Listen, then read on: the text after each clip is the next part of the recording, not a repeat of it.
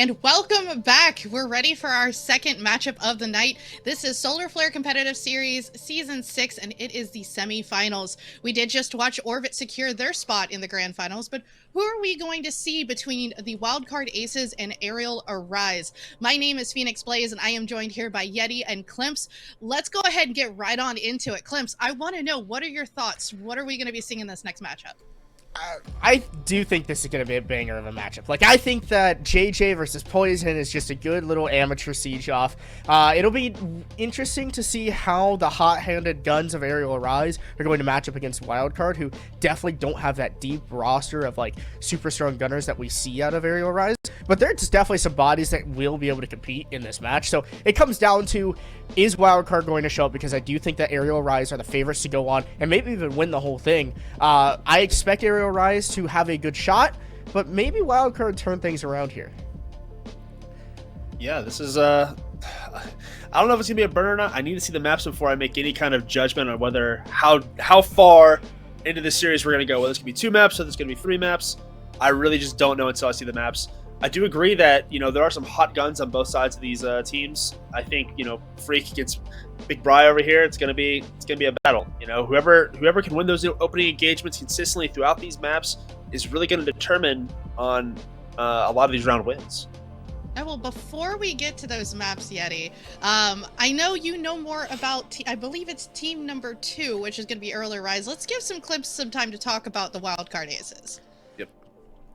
Thank you, Nick. So the Wildcard Aces, a team that has been pretty solid throughout SFCL. I would say I've liked the way that Wildcard have been trending. I'd like to see Kiru still shine a little bit more. I feel like he's almost there on that entry role and that fragger role for Wildcard, just not quite yet. Like, I'm just waiting for Kiru to get to that spot. Otherwise, Bri has had a stellar season. I mean, completely washing the league in entry, has a 1.4 KD, 13-9 on the entry, a 1.25 rating. Bri is incredible, doing a very strong job. Riot, I also think, is one of the best support players currently in the league.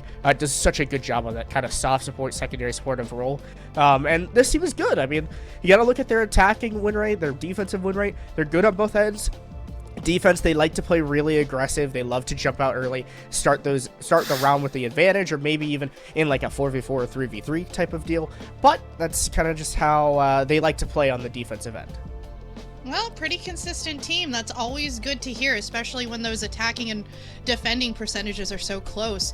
But, there's another team that's on this other side of the fence. And Yeti, tell us what you think about the Arial Arise team. So, Arial Arise, I am a little too familiar with this team. Mr. Poison owns me. Yeah, I'm 0-2 against him right now. Oh. In terms of the team, a very complete team, a lot of experience. I'm pretty sure, 2 out of the 5 players have Pro League experience.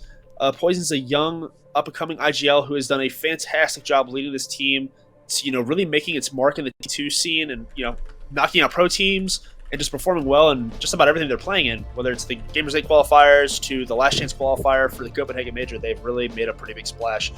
Players to highlight on this team, I gotta highlight Freak. This guy has been an absolute menace as the last couple months. He's been enabled fantastically by his team.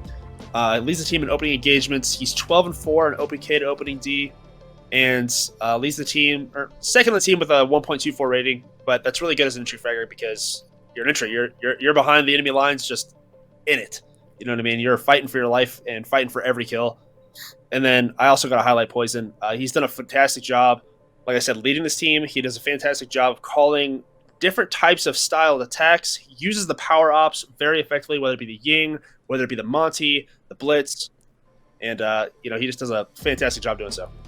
Yeah, and I want to just hop in real quick onto your point for what you said, Xander, is I love the way that Poison is able to just corral this team. Like, they do such a good job of just IGLing these guys, right? You're kind of stuck with 4 gunners. You got to teach them and, force them around the map in a respective way. And I think so far he's done a really good job of that. I also want to highlight very briefly the 4.0 kills per round averaged by Arial Arise. That means these rounds are getting down to the very low point, right? They're getting down to that 4v1, or I'm sorry, the 1v1 in the end. Whether they're losing or winning the round, they're doing an incredible job of making sure that they whittle down their opponent. Yeah, absolutely. And, we're just going to go ahead and jump right into these map bans. Before we get to the one in particular that I have a feeling we're going to get a reaction out of, Yeti, tell us what you're thinking about as you see these map bans come across the board. So, when I saw these map bans come through, I was a little infuriated, I can't lie. So, like our last matchup, we have Wildcard picking Arial Arise's favorite and best map, statistically.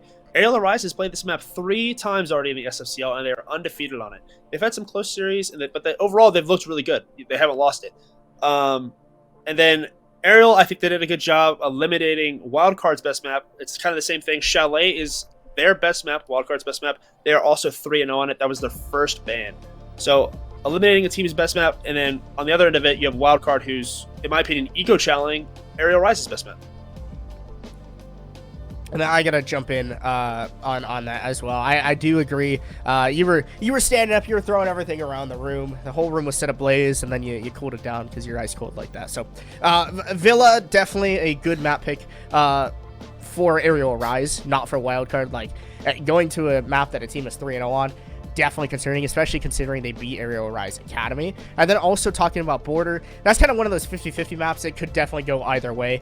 And then Theme Park has just been played so much by so many teams throughout this whole season. I do like to see Theme being played. A little questionable as to why Wildcard banned their own Cafe pick, because I feel like I've liked the way that they've trended towards Cafe. But overall, it's been 50-50 here. I definitely do think, though, that I agree with you, Xander, that Arial Rise have a little bit of an advantage in the map bans overall. Oh, so essentially what I'm getting off of the vibe here is this is not only a little bit of a potential ego match, but we might also have a much closer series than we had previously. Is that what I'm getting from both of you? I don't know about close. So it's similar to the last series. If Wildcard wants to win this series, I think that they're probably going to have to prepare for a full 3-map series. In my opinion, I think Arial takes Villa. Border can literally go either way.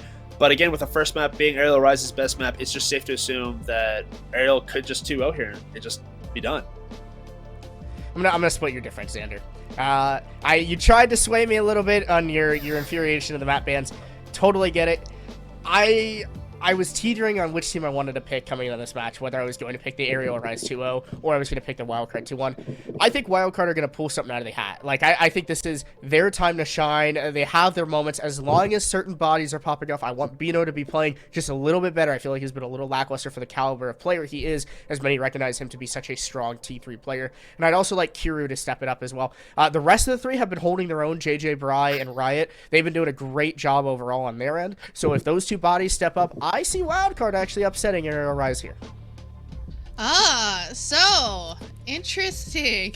We have the two heads finally butting instead of coming together. Mine's bigger, so I'm winning. I don't know. You might be wider, you but might I think have more mine's muscles longer. though. We weren't gonna make the forehead joke. He made it himself, so I can't really do anything about that. You have to bring it up at least once. Come on. I mean, you do have the surface area. I mean, we used to joke about what if you can land a whole 747 right across here. That's all you need. Literally 747, just read my big plane. Yep. We used to joke about how if Clips ever needed a job, he would just enlist in the Navy because he'd be an aircraft carrier. That's crazy. Okay, wow. That is a statement. Okay, we're gonna cut that. No. You got something good going for you, man. Yeah, I'll just draw some dots, like hey, just right job across security. and split it. Yeah. Job security. Right. In this market, I guess so. Speaking of job security, our casters need that right now. Well, being rejoined by Time to Light, but joining us from across the pond is going to be Golu Molu. Take it away, guys. The two main takeaways from our analyst desk is that this is going to be a toss-up of a match, and Mason has a large forehead. That's about all. And I'm Time to Light. Joined alongside me is Golu Molu from across the pond, now in Denmark rather than the UK. He's head of the major dog over there. But Golu coming into this, they just had the conversation about map bans.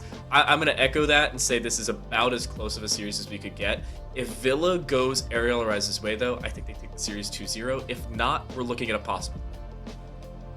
Yeah, Look, I always like to keep the bit of excitement in the series. I never want to kind of cross anyone out. I think Arial Arise have looked just a little bit scarier throughout the course of this event. I mean, they've struggled to have three rounds taken off of them by teams. The only team to have done that is their academy squad. So, I mean, I'm just looking at this. You're looking at their track record on Villa. They've looked monster on it.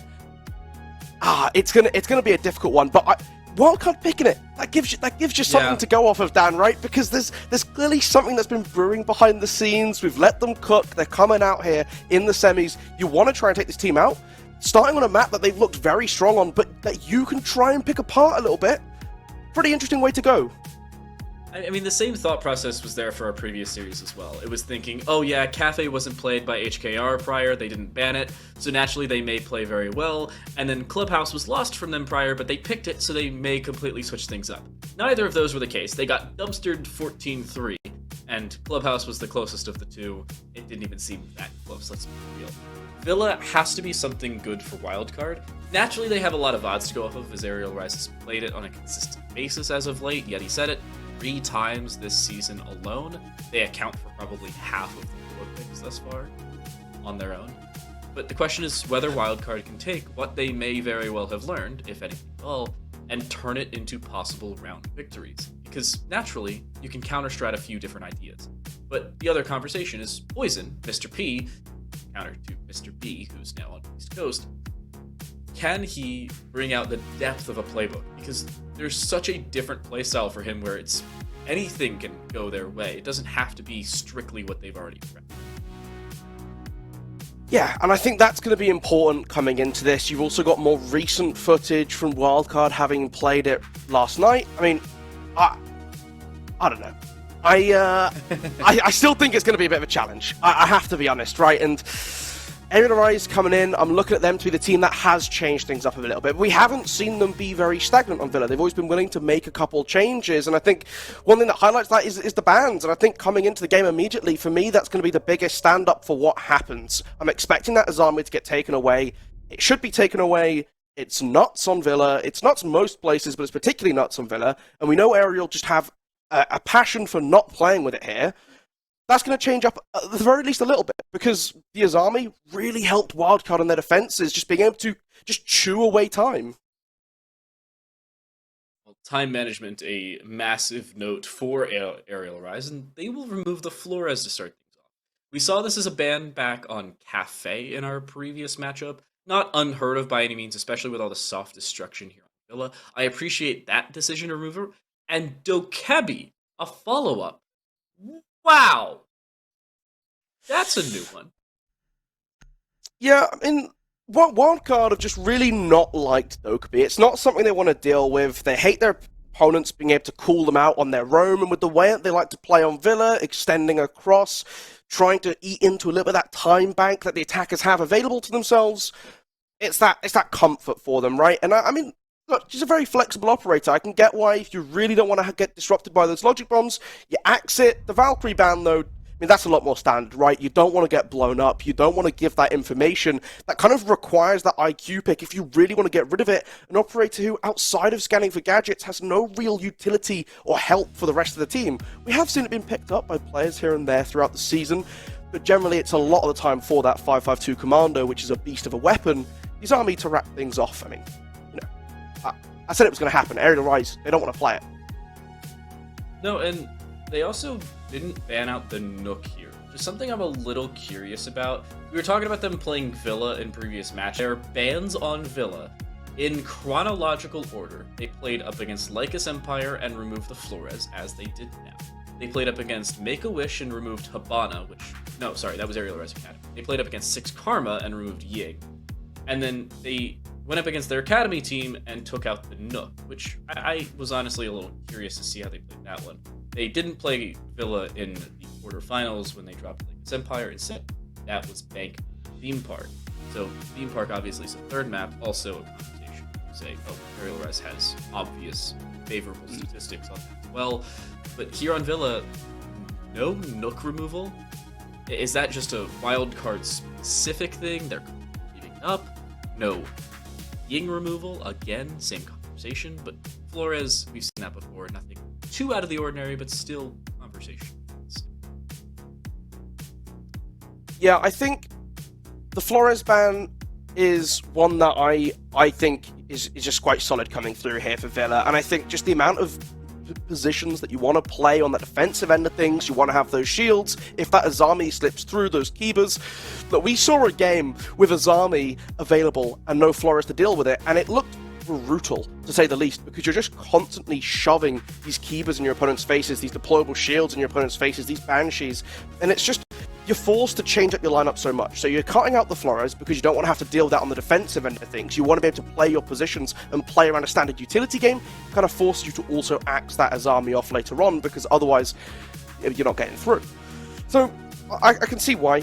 And I can definitely imagine we're going to see those Wamais, those Jaegers coming through, Arunis to support some of these positions. Main stairs is going to be a big focal point, and I'm looking forward to seeing how both of these teams look to try and take that away from their opponent. Wildcard, they weren't great at using the utility to clear it. What they were doing was just shoving bodies at it. And with them starting on the attack, it's going to be interesting for me to see how they actually break these hard spots, how they break Astronomy, for example, when you're attacking on the trophy statue, because there's a real easy chance that you get gummed up if you don't do it properly. Also, the conversation for Wildcard is playing around time just the same. With the Flores being removed, that removes your ability to take away a lot of Arial Rise's extension utility, which has been a focal point of their gameplay for what seems like forever. At least there being Poison's gameplay. Obviously, a little bit new of a roster as a whole, the last year or so. But as a whole, they seem fairly cohesive. Naturally, with some of the recent showings, they went 3-0 in groups. They dropped like with Empire like it was no big deal. And they've looked about as clean as ever. But if their utility gets removed early, they're put up against a back wall that they may not be able to climb out of. They honestly have to put in that situational position. Removing the Flores gives them that level of comfortability that Wildcard needs to be aware of. They need to be cognizant of that fact that they cannot drop away that extension as easily as they may have been able to do otherwise. A position for them to be in, but not one they can't climb out of. I have to say though, right? I'm kind of happy that we get to see an Azami-less Villa, because it's just so much nicer. We get to see more sort of the classic kind of Villa you'd see in aeons past, where it's like we're actually going to get to see these teams bring drones forward, have members take aggressive steps without having to spend so much time or adjust their lineups accordingly to deal with it. And I think leaning into both of these teams that are very good at being fluid and flexible on their attacks, and they can make these changes when openings are there. They have plenty of players who are willing to jump on in. We see Riot do that for the side of Wildcard. I mean, Arial Rise, I feel like anyone can do that. They're all just pretty good at getting in the fray and getting a little bit of their hands dirty. Villa, it's my favourite map for a reason, and it's just with how large it is and how much variety there is to how teams want to attack. The ban phase changes up the map's structure so rapidly, and with the Nook coming through, we're going to see a little bit more use out of that basement, players trying to come up, trying to look for side angles and just catch defenders off guard. It's also an opportunity for the defenders to play the same sort of game, right? The classic Vigil, jump down below. I don't think we're going to see it here, right? But I'd feel bad if I didn't at least just hint at a possible Kavera lurking in the basement, just to try and get some sort of shenanigans going. You're projecting. It's okay. I also want to see a Cav in the basement. I want to see it so badly. I'd honestly be curious to see how a wildcard team would flex if they just randomly found a Brazilian in their back. Naturally, North American teams are not the greatest playing up against Brazilians. Throwback to against W7M. It wasn't the greatest showing, so let's be real here. But you're looking at a situation where Arial Rise on this defensive side, I like their defensive setup, at least the operators they're bringing, nothing too out of the ordinary. A Rooney on the board is a dangerous pick nowadays with the adjustments around Brava. If you can hack out those Syria gates with a clutch drone, you then turn it into the attacker's favor rather than just breaking it like you would throwing in a normal bit of utility, as was originally intended in test server, and then they didn't implement it for like the first half of the season for some unknown reason. But I mean, we're kind of gonna get the Cav in the basement because Adam had the pistol out. Also, Adam's in for his first match. Yeah, it'd be interesting to see how that kind of changes things up, right? It has made a couple of appearances here, so I doubt it will throw them too much off. They'll still have that solid game plan of how they want to begin, and with defense being your starting side, you get a little bit more time just to adjust and ease yourself into the game. Instantly, though, Kiru grabbing that Nook, jumping down into the basement, an early ping indicating that there was someone at least out this earlier. Barbed wire dropped on red stairs to give Atom that little bit more awareness. He was trying to sneak up behind him, but Freak just immediately punishing Kiru for not checking, not watching carefully enough as walking up the staircase. That's the first pick going over in favor of Arial Arise, and this position on red is going to continue to hold out. The rest of Wildcard Ace is starting to clear through now from main, taking statue, taking trophy, but Atom, Freak still in this position, and there's so far no clear indicator for the wildcard to break it, as, well, they're just going to give Freak a second kill, dropping right into his line of sight. Dropping through as well, a follow-up is there, and the problems for Wildcard, they were trying to bank on that Nook working out. That non-ban would have been a factor, but it's just not. They're comfortable playing around the lack of both audible information, and Wildcard Aces, I think, banked a little bit too much of their setup on just that. C4 from Asian down below finds the kill, and that should probably be the round. Vino's on a 1 versus 5, has 0 calls remaining, has an EMP and a 417 with no drones either. I hate to state the obvious, but this is a minor problem for the Wildcard Aces.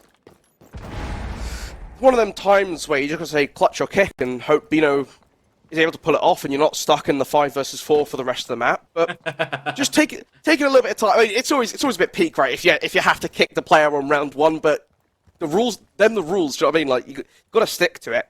It's going to try and find a couple kills. It'd be a bit early, I feel like, to take that tactical timeout and sit on the roof, so just try and get something done. 40 seconds to play with.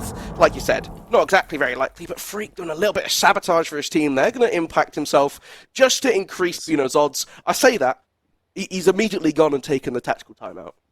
Yeah, the question here for Wildcard Aces is what exactly went wrong? And obviously we have the omniscience of knowing everything that just happened, the X-ray vision, and seeing where it all went. Boiling it down, the long story short, is they dedicated too much on a too risky play. Kiru did not have all that much information, was not actively being droned in, and didn't actively have the Hell presence reduction system engaged, as they were just trying to walk into the Link setup. It didn't work. Freak will reinforce the flawless round in their favor, casually jump out the landing window, and turn it into a flawless setup. But Wildcard, I think, can take some time. And naturally, with the IGL setup they have on their side, they should be able to learn. It's just a question of whether they add a second dimension to their attacks, because what was the second dimension, that being Bino and the Lion, didn't activate quickly enough. Yeah, and that's kind of the risk you run with the Nook, right? Is you're having this player who you don't want to always have that drone going ahead of yourself, kind of against standard form, right? Normally you want that drone there so that when your entry takes the gunfight, they have good information, there's a chance the opponent is distracted by the drone, tries to shoot that out, gets caught out with a free gunfight. Nook kind of relies on the opposite effect. You want to be hidden, you want to stay undetected, and that's what the gadget is there to do. You put it on, you're not going to get spotted out by the default camera, you sneak past, you grab a kill in the back when they're distracted. The problem is that they weren't distracted. They had a contingency for when this Nook runs on through, and I mean, there's not really much more to say other than that. They had the barbed wire, they had a Legion waiting, knowing that Atom on red is the linchpin for this hold. Wildcard are going to have to deal with it. If they can't get it from below and get attack on a pinch on top as well, it's going to be a lot harder to do. They cut away the bottom, they make it impossible for you to come. You hold onto the position, you get a flawless round, and everything kind of just goes right for Arial Arise. One also set up here for Arial Arise is bringing up what Corbeck and I in an old collegiate match called the pharmacy composition, where you just have a lot of health for everybody on the team. The Doc is there in case anybody takes damage. The Rook is there for an extra 20 health per player, plus the ability to withstand should you be downed. It allows a little bit more flexibility and gamble plays on the defensive side. Should you get over-aggressive, take early damage, get an early down, you're still in the fight, and you're still able to get a little bit more aggressive than you would be otherwise. And this leads to Arial Arise's overall game plan of making sure that Wildcard Aces are not comfortable even if they enter the map. And once they do, they should be reinforced with so much aggression that they can't have an availability to get out. There's Poison, who's down, a nade follow-up, but look at that. with the combination of stim pistols and his Rook withstand, Quartz is able to find the kill into Riot, who jumps in, and Poison is right back at full HP plus sub. Yeah, that's just beautiful. That's you pick an operator with with one exact purpose in mind, and it pays off so beautifully. You net yourself the freebie kill. You're just absolutely chuffed with that performance. Jumping into the window now, just trying to force the gunfight, and that's what works for them. The castle barricade preventing the crossfire as Kiru walks up and claims off a double kill. Frost still able to get back, and he's trying to keep up with the pace of the round, but JJ gets on the board, jumping into walk-in as well. Quartz now just on the table. Do they know? Well, they will, hearing that drop sound, but not an immediate swing coming through. A little bit of a slowdown here, though, no doubt. Frost backing away to Astronomy just to give themselves that backbone to play off of. Asian holding the long angle onto Brick's doorway. What's next for the Arial Arise? Well, it's Quartz, the French-Canadian on the Canadian op, needs to play aggressive. Didn't see Kiru, but still wins the fight. The second attempt, though, with the ARX from Bino, who couldn't find a kill in the previous round, is now able to find the final one here in round 2. And make it right back to a tied-up scoreline. It's a nice way to break things up, right? And despite the fact that they had a kind of slow start to the round, the dot causing a couple problems, turns out when you get Kiru inside of Master Bedroom, when he can look for these gunfights, he's going to win them. And if Kiru's winning gunfights on your entry, and that's what gets you that space that you need, well, that site starts to become a little bit compressed, and that's kind of why teams will still go for this very close-up take, right? You get walk-in, you get Master, you're immediately next to the site, and the long angles make it kind of awkward for defenders. I liked what Arial Rise were going for, and honestly, it kind of paid off for them at the start. They just couldn't follow that through to the rest of the round. They didn't have the correct coverage to prevent the kind of bold move in, right? And when things start to fall on a very gummed-up defense, it slips away pretty quickly. That snowball effect setting in a little bit sooner than I think they would liked. And the problem there was over-aggressing after you saw them stay a little bit longer than I think was warranted. As soon as Poison survived past those first 2 nades, they were like, oh yeah, we have an opportunity to bring it back. And then I think they over-aggressed just a little bit. Uncharacteristic for Arial Arise, but one I still think they can learn from. And the most important part of it is they will go to a bomb site, now bringing in a completely different lineup. Not a single one of these operators was played in the previous round. I also like the setup they have with the Mute Mozzie combo. Yeti, in the analyst segment to the previous matchup, said he didn't really like it for the Hong Kong Rebels, but depending on how Arial Arise play it, I think they can remove a lot of the information here for Wildcard Aces. It really just relies on a combination of drones and the IQ. If the IQ can remove that utility, sure, it's a completely different conversation. But if they overcommit into some of that utility, then you're in a bunch of it. The other question here is, how's this IQ going to pan out with the cardiac sensor? That's the classic one you always want to see. You can spot the sensor active in Pulse's hands, and well, as IQ, you get the pistol out, so he's in the heartbeat. He won't have one for much longer. Droning just from the start, and they clear out the rest of this map, make sure there's no funny business, immediately looking for this early gunfight by getting inside a piano, and Riot just quicker than Freak expected him to be. He nets himself a very nice early kill, and with Kiru now in this position on the Nook, just to, again, try and pry away at this defense, start to move in on the horizontal, as they're clearing out a bit of space into Library and Living as well. Good start for them, but they lose right upstairs. That return is there, and most importantly, losing that Ion. That's a big fragging opportunity that's gone. Granted, there is a return. Asian on that more of a roam setup with the Oryx is taken care of, but look at how far extended Arial Arise still are, even though they've lost now 2 players. Quartz is going to have to go up red stairs on the Pulse, which is not safe by any means. Poison's going upstairs on the Smoke, which you'd usually expect is a site hold and a half, and nobody's directly on the site for either team at this point, Golu. I'm concerned as to what either squad's going to do at this point, considering the lack of information for either one. I do just kind of find it amusing that we do just have Smoke chilling in Bathroom now, and with the fact that no one from Wildcard has pushed into this space above site yet, despite the fact that Oryx is dead, it does give this opportunity to try and catch someone out. The drones now coming through from Bino, though. So this is the chance for them to start to retake a bit of this. The flank coming in from Quartz, though, could be kind of big. The barricade's still down. It's the wall next to it that's been opened up by Ace previously in this round. Oh. What? A little bit of a trade angle. I don't know how he hit that shot. Quartz is now walking in. Didn't know the window was open, though. At least didn't note the fact that somebody could be on the other side of it. And Kiru's able to find a follow-up. Adam in a 1 versus 3. We've seen these situations before, just in the previous round, but this time it's with the SMG-11 and a C4. Bino, apparently with all the information he needed though, able to just walk in, look through that headhole breach, and drop down Adam on the mute. And it's Wildcard Aces to now take the lead here. Yeah, and that round had a bit of back and forth to it, right? We saw Wildcard moving in, get the initial pick, great opening information for a round to find yourself that early kill, and from there, focusing on this horizontal pressure, trying to clear out a little bit of space, and then they find themselves in this position where they have a kill on the only player left above. The drones come through, they kind of realize this is a space they can move into, and that's where we see the lull in the round, and that's where we see Arial trying to make these moves to grab one of these kills back. Now, they're only one man down. We see the smoke move into retake above to try and catch someone out if they're not expecting that movement. We see the Pulse looking to try and wrap around the back on the long flank, and it nearly pays off if they check the window, if they committed to swinging out to it. But again, you're just not expecting Kiro to be sat outside of it waiting for these kind of rotations to come off. But that's what happens with the information game that Wildcard Aces are playing. There's a drone set beside. I don't think too much of it. Walks past it, goes for this flank. The drone was active. Someone spotted him out, and they know, and they're waiting patiently for it to happen. Great job by Wildcard Aces to adapt mid-round to kind of recognize what was being pulled off by Arial Arise. Adjustments is something that Arial Arise out also has to make on that defensive side. Figure out what is going wrong for them in some of these rounds. Naturally, the first went in their way so well, they don't have all that much to analyze. Wildcard obviously made a fairly single-dimensional take. He didn't do all that much with it, and obviously lost the round in the first 45, 60 seconds.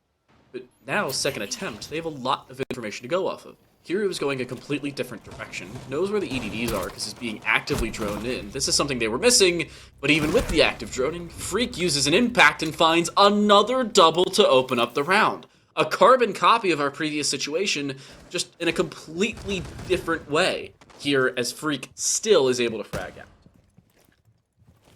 If you, like, what do you want to say? Freak just fixing the mistake there. The drone information not quite coming through in time. Right, kind of making up a little bit for it now, able to come back through Art and get the pick. But you still lost two members. You've lost that Nook, and you've lost your Yana. All four of your nades.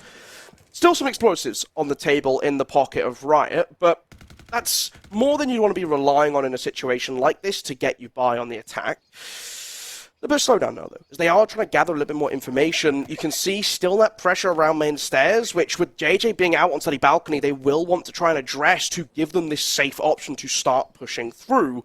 But both the Poison and Quartz on that Omai to give backup are just continuously going to be bolstering this position. A little bit of a tough job here for Wildcard Aces to cut themselves out of. And even being able to drop down Freak, you still have to regain so much real estate and manpower that since losing those kills, they still have barely entered into the map. The extent of their map control right now is the main door and some of study. And even some of study isn't a guarantee. Adam playing on top of the map's shield should be able to hold down this walk-in should Bino try that vault forward. JJ's able to drop down Poison, so the smoke is taken care of. Even though JJ takes that damage, they're still more than happy to take that trade. And now the Wildcard Aces in a 3v3 are going to have three separate prongs of attack. JJ on brown stairs, Bino over towards study, and finally Riot walking up red. The question is, can Riot survive long enough to be an impactful part of this attack? And does Asian know? He's watching the staircase. He's ready for someone to be trying to pull off this flank, but doesn't like they're fully aware, and as Bino goes down, he has to try and join the rest of the squad.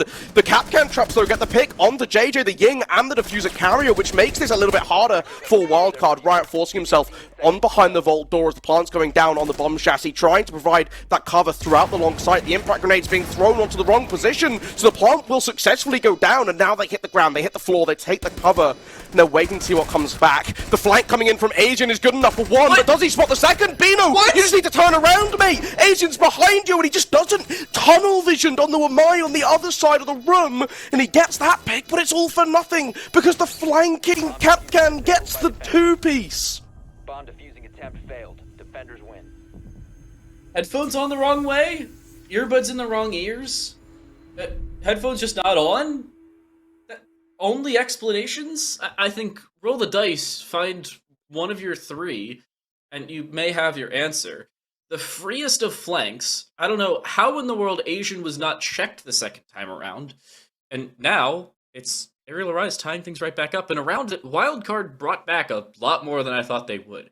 Shout out to JJ, especially in the earlier stages of that 3v4, being able to drop down poison on the brown stairs and massively bringing back the real estate Wildcard needed, forcing Arial Arise back and have to worry about a lot more of the 3 players that were left on the site. They're going back to Trophy Set with almost a carbon copy of their setup. Then, some difference, they're changing out the Frost, which I thought was a fairly decent staple of their setup. Instead, I believe that's Quartz changing out for the Warden this time around, maybe wanting to mitigate some of that more secondary utility.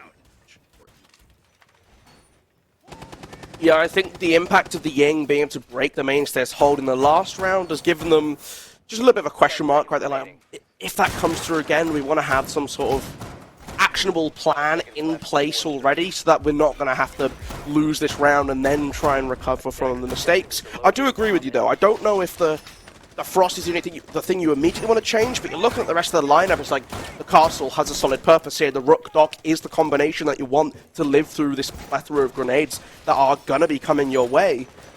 The Frost is the only sort of cuttable thing to keep this plan truly intact. Is it going to be worth it? For those goggles, there's no Ying, there's a couple flashbangs. Well, only time will tell. I'm not a fortune teller. Oh, are you not? I know they skewed my job description on the SFCL website. Can't give you that one, unfortunately. I don't know what the setup here. Do they have ADSs? There is one ADS there, but the EMP instead, nade around the wall, should land and does. Poison will revive themselves and will somehow survive. No extra stim pistol though, and the follow-up is there. A nade from both sides and a follow-up from Bry gets the job done. And Wildcard clear out Poison first try, without having to dedicate anything more than secondary utility. However, Quartz has taken his place. They don't want to give up Closet that easily. Yeah, and you've used up all 4 of those grenades, so it's going to rely on these close-range engagements. You've got stuns left to play with, but, I mean, it's Warden, right? That's the situation that they thrive in. Looking to try and get aggressive, has to be careful of that longer angle that can be drawn from the back of the window, and, I mean, you see the silhouettes moving away.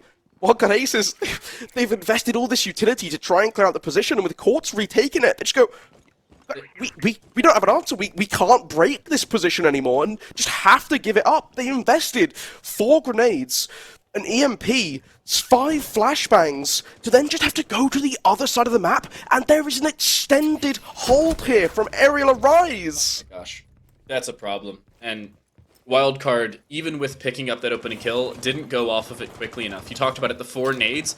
The extent of their utility now is primary utility on Bino and Riot and the EMPs and Air Jabs, irrespective of one another, and a flash for JJ.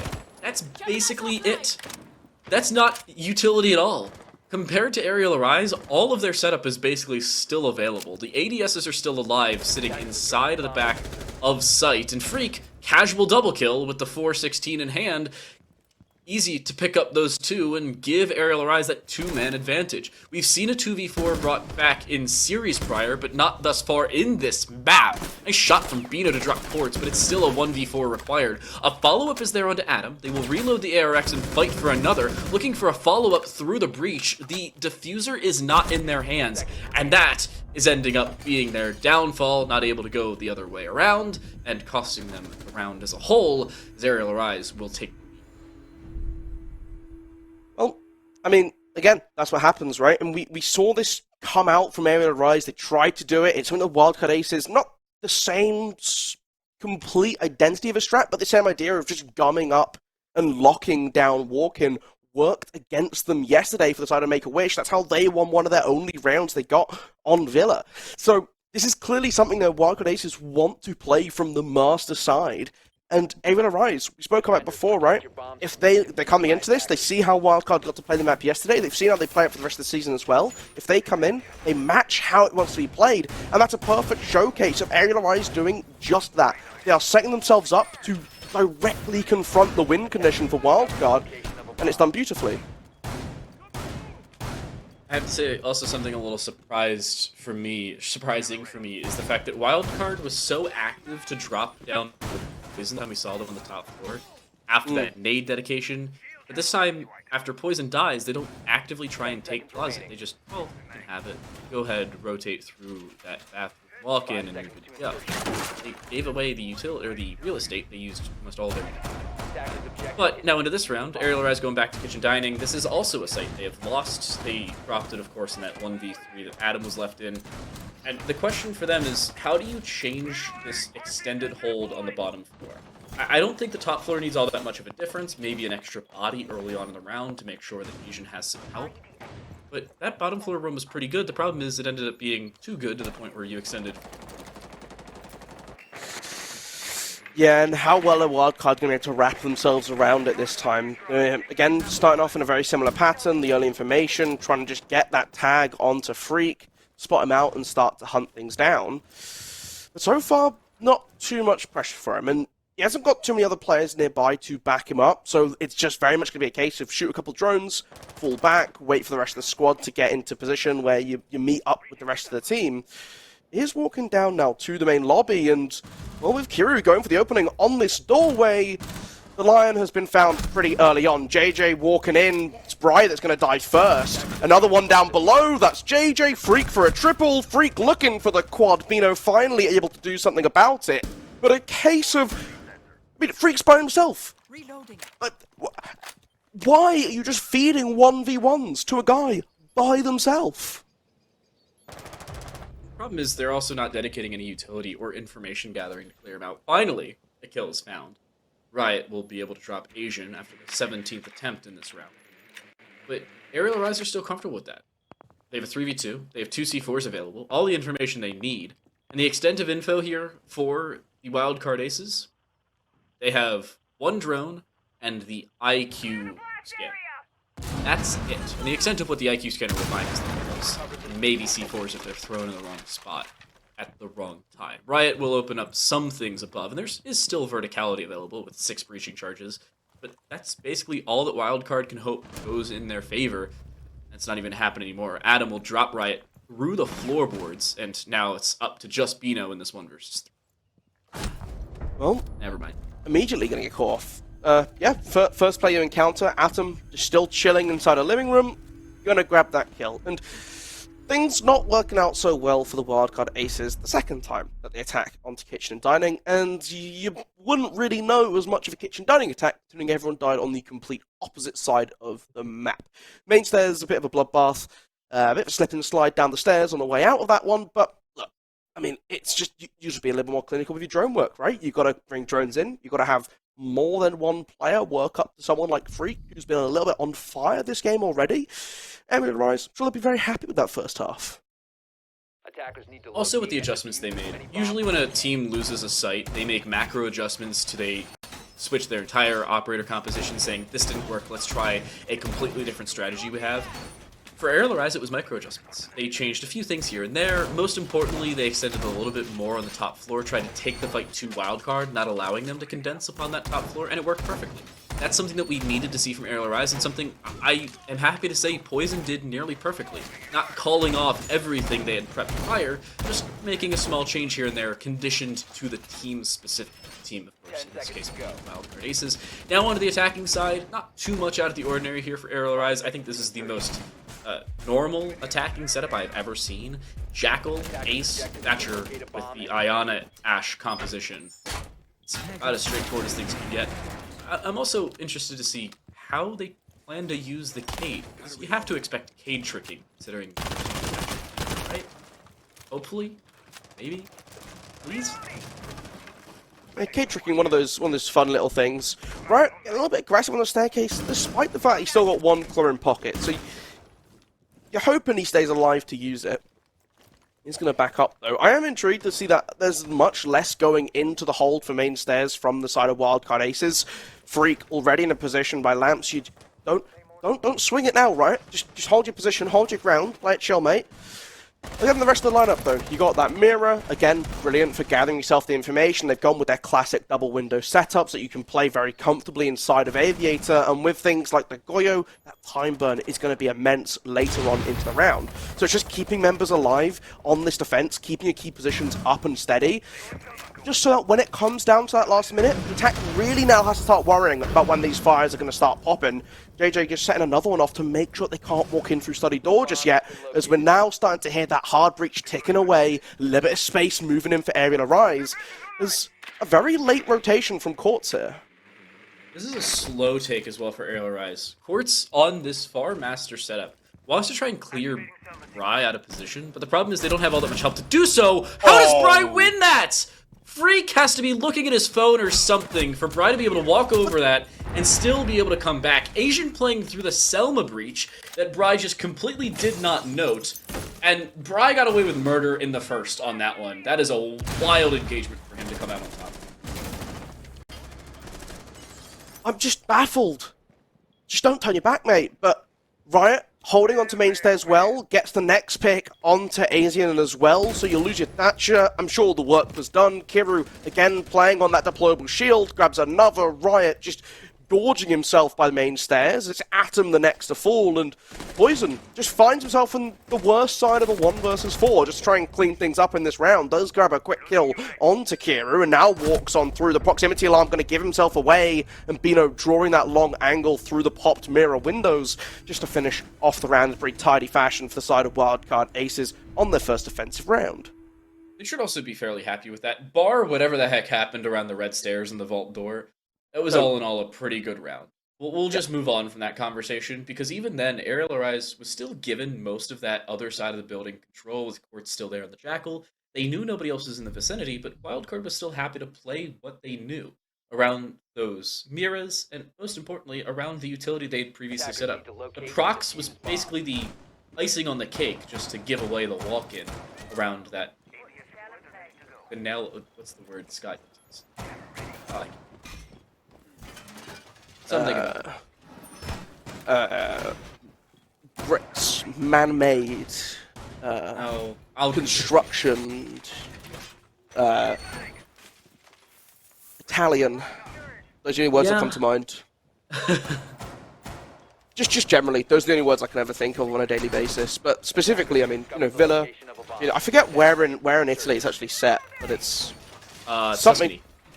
Tuscany, that's it. Assassin's Creed and that jazz in it. That's how you navigate the streets of Italy. Same thing with San Francisco. Another, Watch Dogs getting me around there. GTA for Los Angeles. Yeah.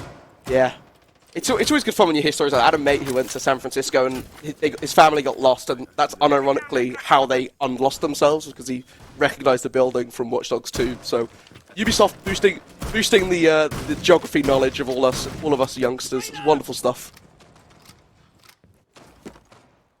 Love to see it. Arial Arise, I think, trying to boost their own topography knowledge of Villa here. Especially considering Wildcard Ace's defensive setup that we see changing a little bit. Still something similar. I also like the fact that Asian, considering we've seen Arial Arise ban out the Nook a little bit more recently, they still play it when it is available. And Asian's doing so on the bottom floor, droning himself in, also having some support from the rest of the team, and basically the entire bottom floor is theirs. Asian's happy to just sit here for a while. There's no real reason to over-aggress at this point, and Arial Rise has a lot of real estate that Wildcard may not have accounted for just yet.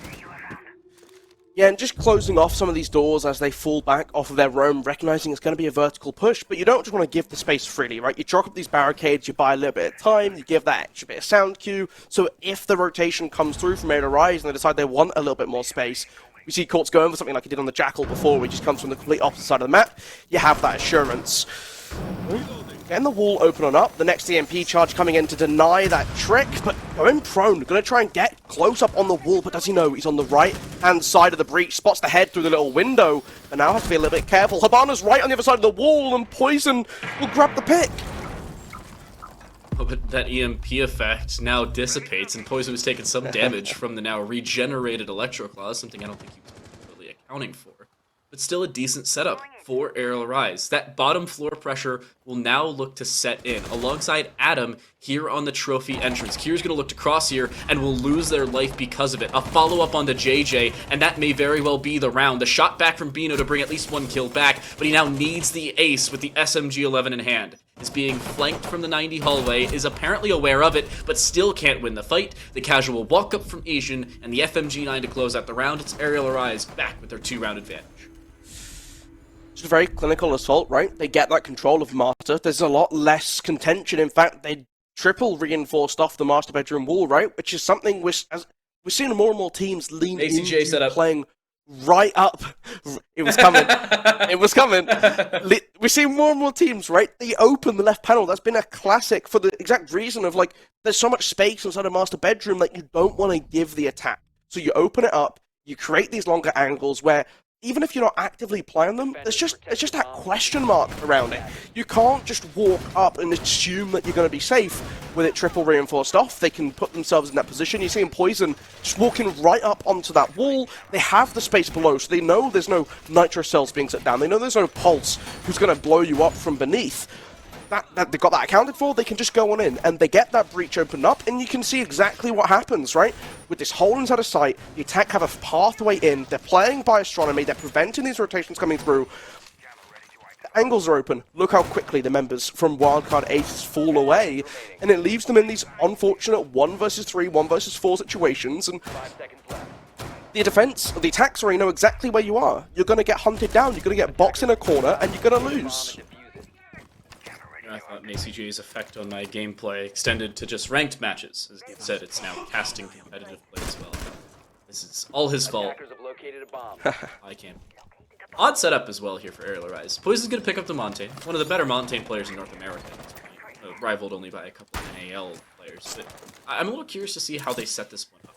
Obviously, you have the IQ to try and discern this information gathering, but at the same time, there's the Solus as the direct counter back the other way. So the weird spot here for Arial Rise is trying to find a way for that Montaigne to activate. Obviously no easy way to pick up a free avenue of attack. But as Poison just casually walks in, well, they've now found at least one player and a decent bit of utility to go along with it. Just mountain their way straight through this. Lead the charge. He does have Diffuser in hand, so he has to be a little bit cautious, but, you know, I'm a shield enjoyer. I like to see a bit of Monty coming through, and Kieran's just running. He doesn't want to deal with it. He's just not having it today. Atom does go down to a Nitro Cell from Bino, so, you know, no more IQ scans, but Freak upstairs gonna quickly grab a double. Quartz adds to the tally. Riot able to grab one back on the fadeaway and live with a sliver of HP. He's made it back to sight. Freak's still looking for this aggression. He's gonna take care of the Banshee. And Riot's still waiting in this corner. Should be noted now by Poison. There's no way he survives this. He will not. Freak now onto a 3K, and JJ's left alone. Inside a Memorial, looking for a first fight onto Asian. Will find the player, but not the kill. And Freak makes it a 4K. Arial Rise now onto map point. And, little, you know, unfortunate here, right? Especially considering, you know, Wildcard's map pick. They want to come into this one strong. Give him the little plug. Just making sure that kill's gonna be seen there. Just rub it a little bit.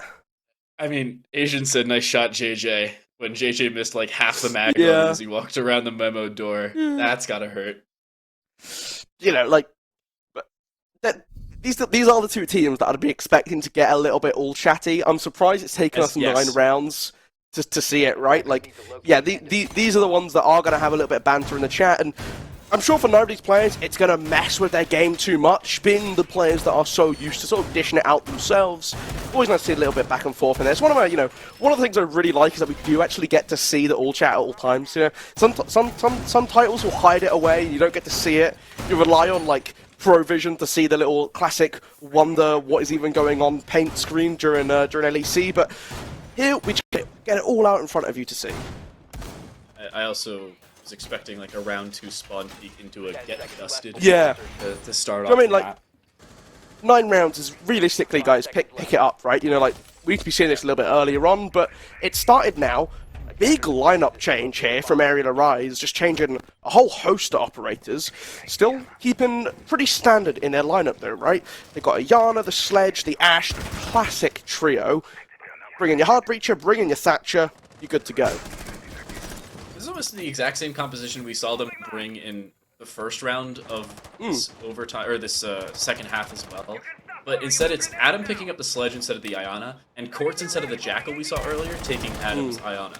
And I'm honestly interested as to why they made this switch specifically. Overall, the composition seemed fairly decent, and Sledge doesn't do all that much, considering it's the Aviator game's hold. The extent of what I would expect them to try is maybe a lateral take with more soft reach, but even then, you don't really... Yeah, my first thought is I kind of prefer something with nades. For that reason, right? Quartz on the Jackal last time didn't have access to it. Bino quickly to grab the pit onto Poison back. You lose your Hard Breacher, but the way the setup's worked, not going to be too much of importance as Asian very swiftly grabs that kill back onto the Mutant side of sight and also onto the top performer for Wildcard Asian so far, just silently grabbing kills left, right, and center. Now it's going to rely on the rest of the team to step up just a little bit more to finish off this round, to keep the map open. Ryan, JJ, you want to see them try and get involved in a little bit of gunfire here as they're both kind of tagged up around main stairs, waiting to see what's coming through. Arial has plenty of time to reconsider their options, just getting the drone information coming in, sees the shoulder, sees the arm, a little bit of damage onto Riot, takes a bit back as well, and now just the stalemate gonna just last a little bit longer over here. The problem is they have to give up a lot of that real estate. Asian gets downed courtesy of Riot on those brown stairs. Freak seeing one fall back to sight is actually just going to walk in, and there's not a whole lot that Wildcard Aces have to shut him down in his endeavor.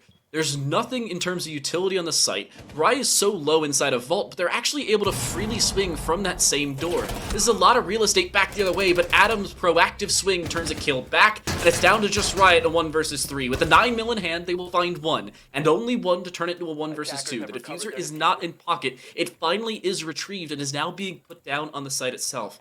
Riot is trying for this aggression inside a study. They're being held from the vault door, as Adam will not let them swing, Quartz will swing themselves, and Arial Arise will take Villa. And, you know, we heard a little bit of speculation from the desks, and if they don't take Villa, it's going to be a difficult series for them now. You're looking at, well, a little bit of a harder task for Wildcard. It's going to need all 3 maps for them to pull this one off.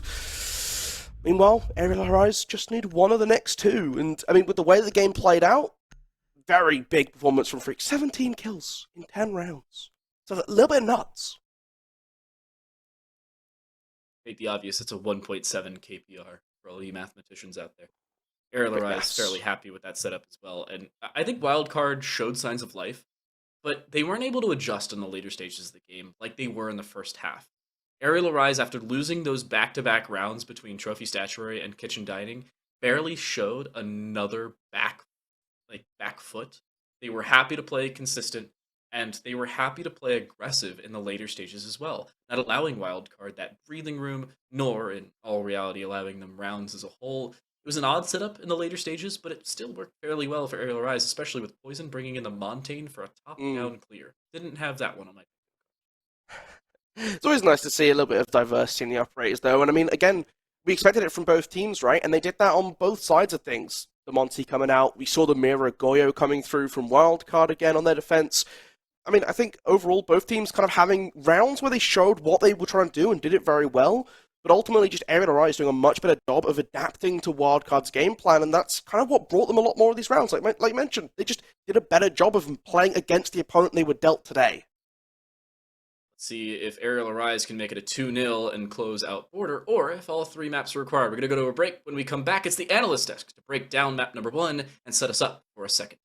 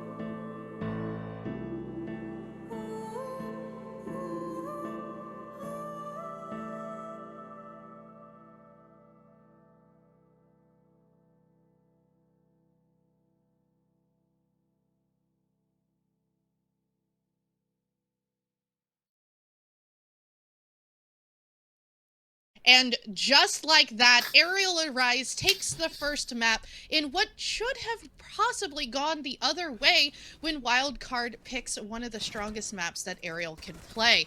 I am Phoenix Blaze, and this is Solar Flare Season 6, and we are in the semifinals. So we're going to watch a little bit of a replay recap of what we just got to watch. I am joined here on the desk by Yeti and Klimps. As soon as our replays are over, we're going to go in and start talking about some stats, but while we get there, let's talk a little bit about how we felt about this round.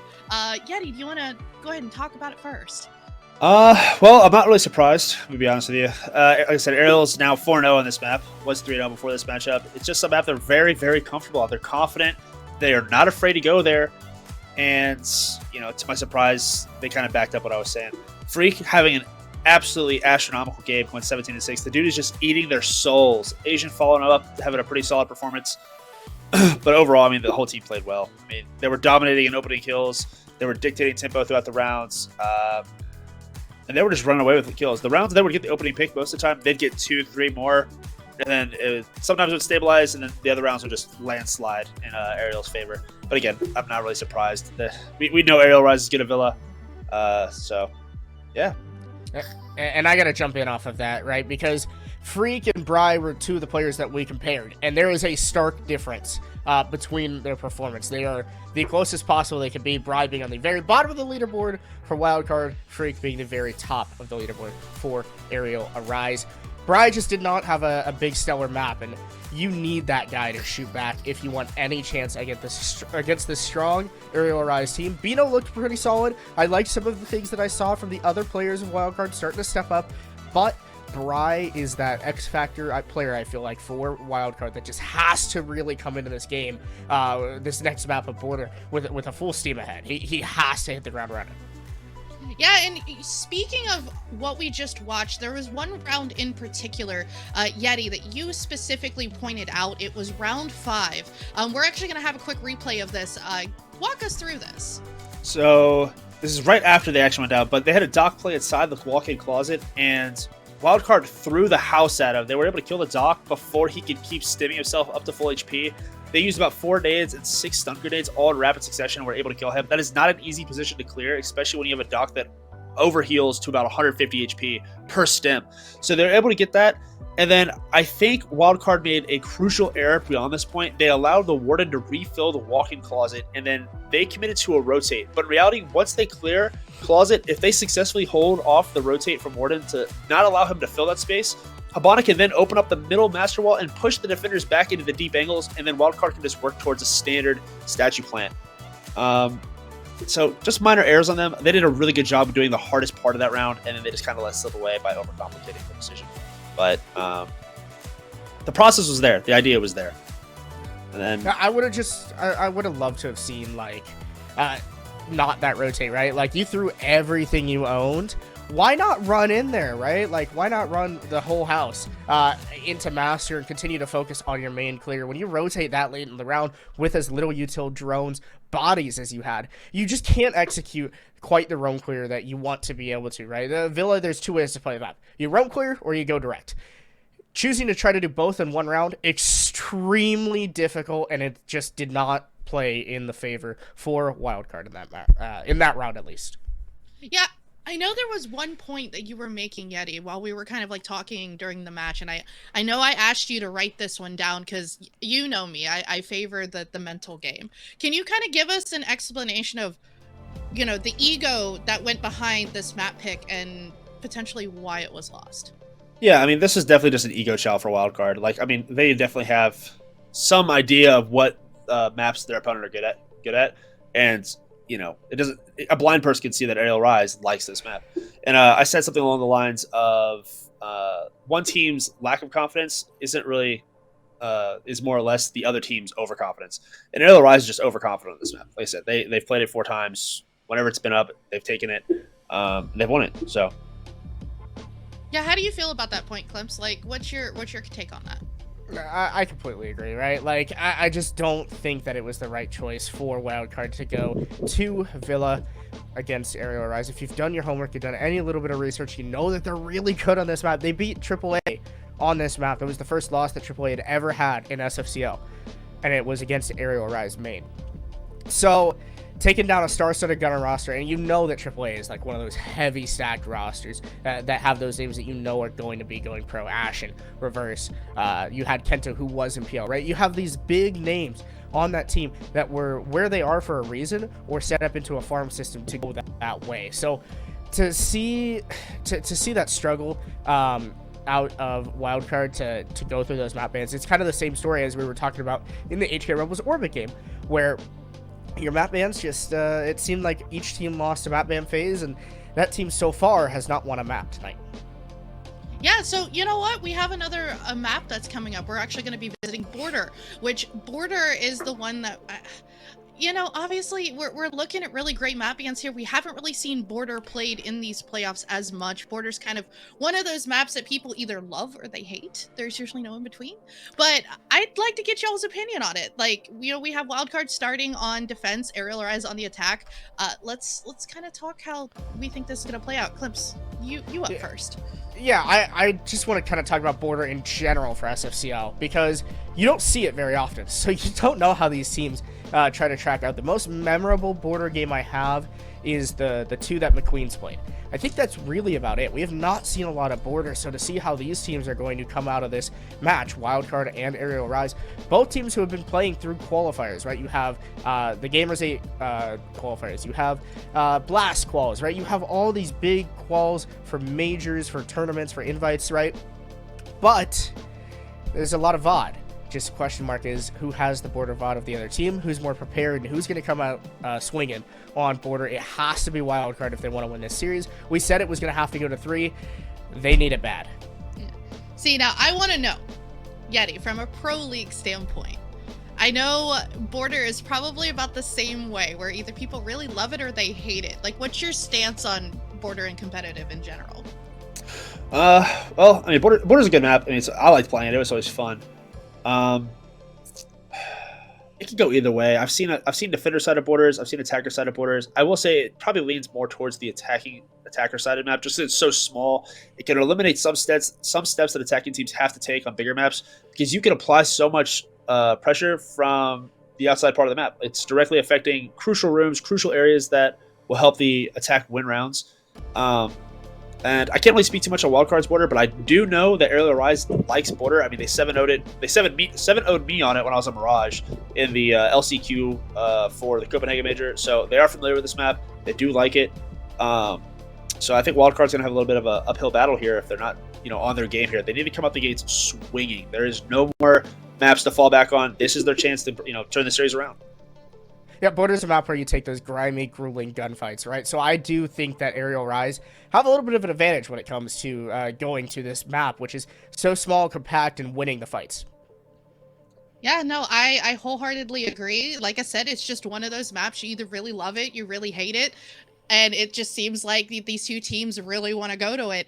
But I have to say, we do have two casters that are itching, ready to go. They're ready to go to map 2. Unfortunately, Golu and Time are going to have to wait while we take a little bit of break, but as soon as we're back, we'll be hopping right into game. We'll see you guys in just a few minutes.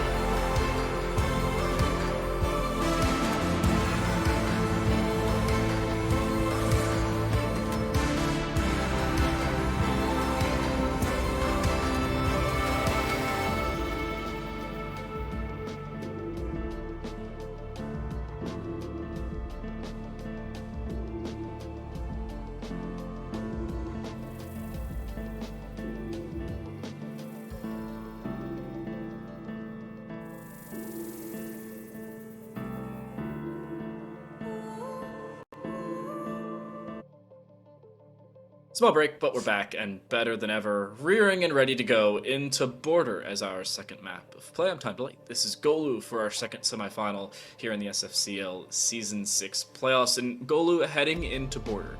It is not the map pick of Wildcard Aces anymore, so they don't have that to fall back on. What has to change for them heading onto a more attacker-sided map? I mean, it's interesting, right? Wildcard team, we've heard JG say it, they like their attacks, they have a higher win percentage on attack than defense.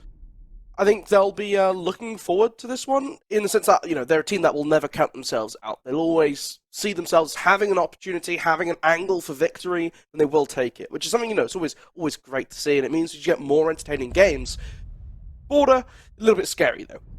I have to admit, not my favourite map in the pool. Just a bit small, a bit chaotic, and that makes for a very entertaining siege to watch. So, you know, have that what you will. It's going to be fun, it's going to be interesting, and especially with the bans immediately coming out, Wildcard cutting away that Ying. It's something we saw them try out themselves in Villa, but with how small and how condensed Border is, you heard the desk say it, right? You can so easily apply pressure onto defense from sitting outside. You throw in Candelas, you just jump on into sight. You see teams bring their glass here sometimes if they're feeling a particularly little bit spicy. Normally that's coming out sort of the APAC region, but you never know. You can take influences from everywhere. Osaban, again, a very common one here for Border. That one makes a fair bit of sense. Just try and reduce the ability to hold some of these longer angles down some of the key corridors. Set up here as well for Arial Rise. Banning out the Azami, nothing out of the ordinary for them, but the Ying and Osa attacking bans is really where I want to set my focal point. The Ying is an understandable one on such a condensed map, that massive amount of just plain denial. You have 2 smokes and 4 candelas to use, which are basically just repeated flashes that envelop a room. Yes. And the Osa, in combination with that, is a lot of real estate control on just a single operator, because it's a placeable shield. It's like a Montaigne, but a little bit better later on in a round. I'd like to see Arial Rise play a little bit more patient on this attack, but Wildcard's defense, I think he got something for me. It's going to be a bit of a fun one, right? You've seen that Oryx come out once again, right?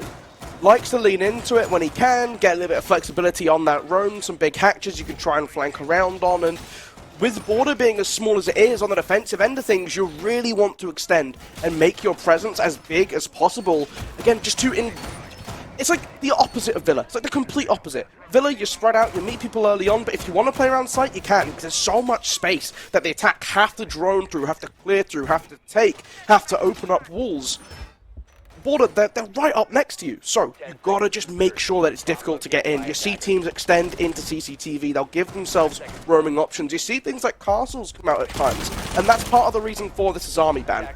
Arial Rise want to make it very easy for them to take the first step of their attack, because once you get control of CCTV, or if you get control of Office, if you're going from the back side of things, you can very easily start to put a lot of pressure onto site.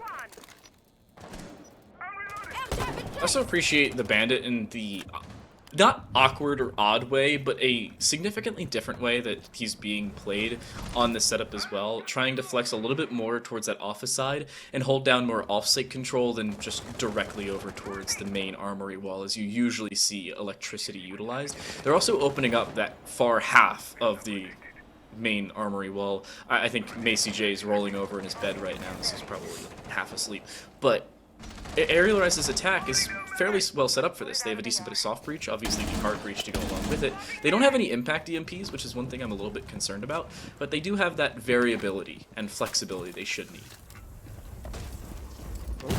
Get a bit of wall opened up early on, give themselves the option to go down and explore below should they want to. Right, still holding on inside of CCTV and using their dashes, not for destruction, but just for that pure speed, just to get away a little bit, get back to safety. And then right back into position again, just going back and forth. Look, if we don't know what he's doing, how are Wildcard supposed to know? With the information, and I mean, it's going to pay off for them, right? It grabs the quick kill onto Poison, Kiru grabs one onto Kurtz as well, and now Asian just going to commit, jumping through the Prisma, give himself away a little bit, but does get the kill. Bry close enough to sort of keep things very much in favor for the Wildcard Aces on this opening round. And very early, you're seeing what happens. Your kill box. And Kiru, playing with upstairs, does get one quickly traded out yet again. Asian doing a lot of work in this round, but it's going to need to be an ace clutch here if they want to win the first round of Border. And I hate to be a naysayer, but I don't see it. He got the down. I don't think he knows it, though, and that's a problem. We'll break the barbed wire and at least create a little bit of space for himself. But that's a lot of time that Asian has to bleed off the clock. Follow-up shot almost on Bino, but now has a way into the site. C4 over top only does a negligible amount of damage, and now Asian has found a different way forward. The shield, however, will hinder his aggression, and the shots across will shut him down entirely. Wildcard, healthy way back into the round, and most importantly, the opening kills in their favor. They stabilize, and they walk away with an opening round victory. Yeah, and again, Wildcard Ace is just doing that job of opening up the map, having that presence that reaches across the whole floor, so that when Arial Rise try to walk on into CCTV, they're being met by so many angles, and that's how you play it, right? You make a very small room feel very large, very difficult to contest back against, and kind of spread your presence out as much as possible while investing very little to that side of the map. It was basically just Riot, with everyone else playing long angles to support, and it worked out very well for them. And now, you're looking at Arial Rise Academy, back to the drawing board. It's going to be a different site, it's going to be Bathroom and Tellers, and I mean, this one, again, one that did the attack, kind of has a little bit of work cut out for them to do here. You do want to get above, you do want to get that space, you can start applying vertical down into sight, but I'd very much expect Wildcard Aces to be kind of spreading themselves out on this middle floor. They are going to make sure that, yes, you can get above sight, but we're still going to be having all these long angles that you are going to have to contend with before you can apply that pressure to sight itself. And if the overcommit comes through from Arial Rise, there's a good chance that long angles being drawn out, crossfires, pressure from above, make that, again, very killboxy. 5 seconds left. Similar situation here for Arial Rise as well to the previous round. I think they are changing up some of their lineup, though, allowing them... I talked about the variability. That Buck and Dokebi combination is something that they, I think, could have used in the previous round to whittle out some of that utility and, I think most importantly, action gathering. That was a good move here for Wildcard. Obviously, Dokebi needs a little bit of a nerf. The Mark 14 is kind of nuts, but removing dead players from cameras for 20 seconds, come on, man. That's scary, man. Scary change. Sorry. Tangent I need. But Arial Rise are still happy with this. And again, minor changes for them. Poison, good calls here. I'd like to see how the Dokebi plays out for them. And most importantly, how they try and play around the extra information they're gathering. Well, it's going to start. Bit of a jail wall has been opened up. They start bringing the drones on through. Kiru just wandering around. So far hasn't run in 21, but with the first logic bomb being deployed by Asian, they are going to have to answer the call before returning back to your regularly scheduled roaming. Shoots out a drone, backs off a little bit, and Riot also looking to try and come downstairs. There's not too much going on from Arial Rise to up above just yet. And that's kind of giving a little bit of time for Wildcard Aces just to figure out where they want to be. I say that as a Nitrocell comes through very cleanly from JJ and gets the opening pick for them here. And now they're anticipating the push coming through in towards Archives. The flashbang's forcing them back. A little bit of damage done onto Quartz, though. That's not enough, though. The C4 all ready to negate a follow-up from Riot onto Adam. That Thatcher being taken out, sure, 1 kill back the other way, but Quartz doesn't have an easy way in. Does take out that castle barricade with the Gon 6 rather than the 9mm as a secondary weapon, but an odd position now for Arial Rise to be in. A 2 versus 4, again, not unheard of. We've seen these win rounds before. But Quartz needs to drop, will almost certainly do so at least for some sound cues, if not to their direct demise, with a swing from Bathroom, a first found from Bino, and a second to follow up and clean out the round. Wildcard, neat and tidy, to give themselves a second in a row. Well, good job from them, and again, it's just keeping up this defensive pressure, right? And I have to say, I think the biggest thing for me here is we're not seeing Arial Rise have this sort of coordination that we saw from them on Villa previously. On Villa, on their attacks, we were seeing them move around the map, get in positions where they're opening up walls, they're creating these long opportunities for angles to be drawn, for gunfights to go in their favor, to put players in positions where when they move, they're going to be exposed to 2 or 3 different attackers. That's something that you can do brilliantly on Border. It's one of the greatest ways to play it as an attacker, right? You can sit outside, you can sit kind of far away, open up some walls, play far back, and collect the kills as you slowly push in together as a unit. And that's what we're really struggling to see. Look at the last round. Solace, upstairs, by Fountain. Very free to sit inside of Archives for a bit, peek in towards Quartz. There's no one else pushing through Armory, starting this sweep from CCTV to force this uncomfortability. Riot is free to walk around each stairs because he isn't needed to be in a supporting position on the other side. There needs to be a little bit more coming in from Arial or Rise to work together to push for these opening picks. They're bringing Lions or Dokkaebis. I mean, they've just changed off the line, but they had Dokkaebi in the last round. I'm not seeing them get the good value out of these logic bombs as the information gathering tool that they can be. I always like the term actionable information. Sure, you can use logic bombs whenever you want, but if you're not in the general vicinity to play off of that information you're gathering, why try it? It's not like it's going to change the round by any means. If you have a general inkling somebody's around a corner, and then you call them just to make sure they are in that general vicinity, and then you kill them, that is actionable intel that you can turn into frags. But if you're just calling just to call and say, oh, is anybody in the general vicinity? Somebody may be there, so I'm going to call. That's not something that's useful on a consistent basis. First nade is caught by a magnet and is denied, so no extra availability to create some space there. Arial Rise, though, I think that was their main weakness in the previous round, just calling to call, and no extra information to go off the back of it. Sure, drone, call, frag, that's a good string of events. Something has to change this time around if they want to have any extra availability forward. Well, that's the opening pick, finally going in favor of Arial Rise, and again, you can see Freak starting to use some of these longer angles set up by the defense. The mirror window for Bino going to be removed now by a quick placement of the Selma and avoids taking any damage from the swing that followed it. Got to be very careful hiding behind Fountain, but Freak just reads into it, and there's no support from inside of Armory to punish him. Asian grabs the third pick, JJ goes down, and now you're looking at Riot and Bry, both above the site here, Dan. Site's exposed, they can push down, but it also makes a lot of sense to try and just finish clearing off these last two defenders.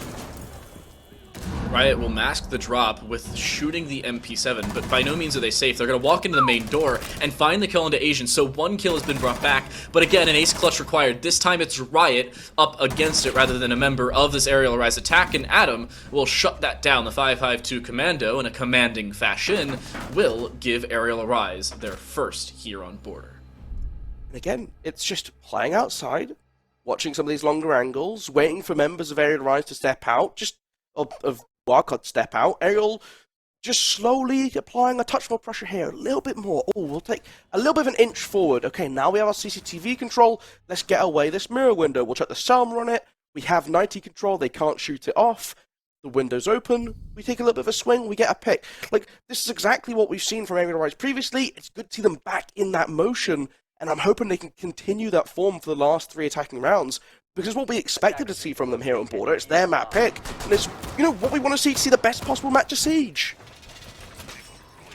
I also appreciate the improvement there from Arial Rise. Again, boiling down to minor improvements being required, but still coming through when needed. And in that round specifically, I was talking about, hey, using the calls in a better fashion. If you know somebody's there, try and distract them. Remove their sound cues. Remove their availability to look at cams or have cameras assist them. And in that round, I think it worked fairly well. The Dokkaebi calls only really directly impacted 2 of the 5 kills found, but that still direct impact was better than what was seen previous, which was very little, to be completely honest with you. Wildcard now having to recuperate some of their losses will not change all that much about their top floor setup, but honestly, really don't have to. Arial Rise, however, bringing in Asian on the Lion and Adam's Twitch as well, and only one of them surprisingly bringing the V17 or the 417. Yeah. Right, back up in position in CCTV. Another classic, long angles again, opened up. So you're seeing the same sort of play coming out from the Wildcard Aces, as to be expected. They want it out before, why change it if it ain't broke? I know it's a very botched version of the saying, but you have to roll with it. Now Freak, just trying to get this drone in position outside on the north balcony to just gather a little bit of information. There's a couple of head height holes. If someone swings out, you might be able to gather something from that. A little bit of a risky play there, swinging so openly when you know Bry is willing to take these gunfights, and Riot moving into a position to be able to watch from the doorway, the smoke not dropping deep enough in, or dropping too deep in I should say, to not cover off this double doorway. Asian, the first one to die though. Big pickup for Riot, and that's a lot of real estate also back the other way. A follow-up from Riot. Poison, I thought, had that one dead to rights.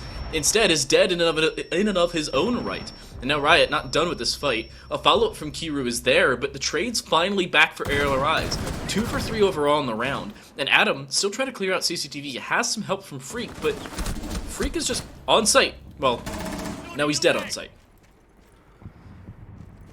Try as they might, not going to work out. Atom, lovely little tap. You love to see that. DMR squad represented very, very pleasantly here. And, well, moving in with the P9. Going to go back onto the 417. Give a bit of a reload. 2 members to find here. And, well, looking for the first one. Moving through office. Very aware of what could be pulled out from these head height holes. Dropping out the drone and spots one, but it's shot out very quickly by Riot, which will deny good information onto Bino. The second drone may be able to get into a slightly better position to get it, though, as it is shot out as well. Fuser downstairs, though, so it's going to buy a lot of time if they want to go and recover it. You're looking to just commit to these gunfights instead, but if one of those defenders is lurking in the corner, you're never going to find them. Both are upstairs. It's about if they can find the way to swing together at the same time to find the final pick onto Atom, who's so close in proximity to Beeper's giving it away. He gets a triple kill and he's looking still for Pino, swatching the pistol, and he gets it! He gets it with the pistol! The proximity alarm went off. They know exactly where he's supposed to be, but they can't line up the swing. There's no shot. Wait, no way. Does he have a skin? They're calling a skin. Yeah, it looked funky. I'll tell you that much. The little arm, when he pulled out the drone, it looked funky, but... Is that... Bro. That's I can't believe it. If that's true, that's heartbreaking. I'm trying to look at the... we have the 3-minute delay. I'm looking at the skin right now, seeing if we have a top-down view of it, because it was the Twitch. It was the Twitch, and it definitely could have been funky, but yeah, it didn't look like the normal Twitch skin. The right arm was certainly something that was not your normal GIGN baseline. That's for sure. This is an odd situation because obviously the skin call is valid if it is Wind Bastion. And the fact that you can just casually dissect what Wind Bastion skins look like off the top of your head is astounding. Well done, Wildcard. Or the fact that you can't see it. That's how you know it's Wind Bastion. That's really more how it goes, right? You get shot by a ghost in the wall and you're like, classic Wind Bastion moment. Just how it be sometimes. But, I mean, either way, I think the way that round panned out, if that's the case, Wildcard kind of fortunate to get away with that, considering in the 2 versus 1, you gotta have a better plan for that. And I mean, I know they're waiting for the sound to jump on a swing together, but it was a botched job coming out from the 2 of them. And I mean, hey, you take what you can get, right? I mean, a round's a round, no matter really how you come about it. I'm looking at Adam right now in this 2v3, and I can't really see a skin considering he's ADS for the predominant part of spectating him. It's generally how you shoot people, though. Yeah, I mean, well, maybe you. I like to shoot people on ADS with a shotgun in hand. Yeah. I was about to say, you rock the shotgun, you don't need ADSing. Just like my left mouse button. Wait, mouse button. He totally. Yeah, he had Wind Bastion. Oof. Yeah, that's unfortunate. I'm like 98% sure that is not a default nor legal skin. We'll get an obvious ruling from our admins who are working in the background. Hence the reason we are not on the game right now, and possibly set things up at 3-1. Considering that's how things would end if this does hold up, and that 1v3 from Adam would be completely torn apart. It was the correct call, I think, in my personal opinion. I want to get yours on this one, to go for this really aggression in the 1v2, no matter whether it works or not with the Wind Bastion skin. But they didn't go for the diffuser because, honestly, they didn't have time, and if they did, it would have been costly more than it would have been worth anything. And naturally, sure, you can say, oh yeah, it's a tactical first-person shooter, go for the tactical play, but yeah, I'm with you on this. Just, I think that's unfortunate. You're in a position that you have to sweep site first. I think it makes the most sense, right? He could walk through the rotation from Fountain, go down Metal, grab Diffuser. You grab Diffuser, and you've got 50 seconds on the clock, right? Let's say it takes you 30 to run down, and let's be generous, say 20, to run down, grab Diffuser, get back to top Metal. You're now in the same position, but you now have 30 seconds left on the clock instead. It's just a little bit harder to deal with, and I think looking for that aggression, trying to grab those kills, is the right call there. You sweep site, you do what you can, and if there's one player left, you know he's going to be somewhere near that diffuser. You just have to try and race time, but it's always going to be a bit peak in that situation. Well, unfortunate part, since we have the tech call, we're going to send things to a break, make sure things are dissected in the background, and when we come back, it's either, well, 3-1 for Wildcard, and their skin dispute works, or it's back to 2-2, and Arial Rise uphold their 1v3.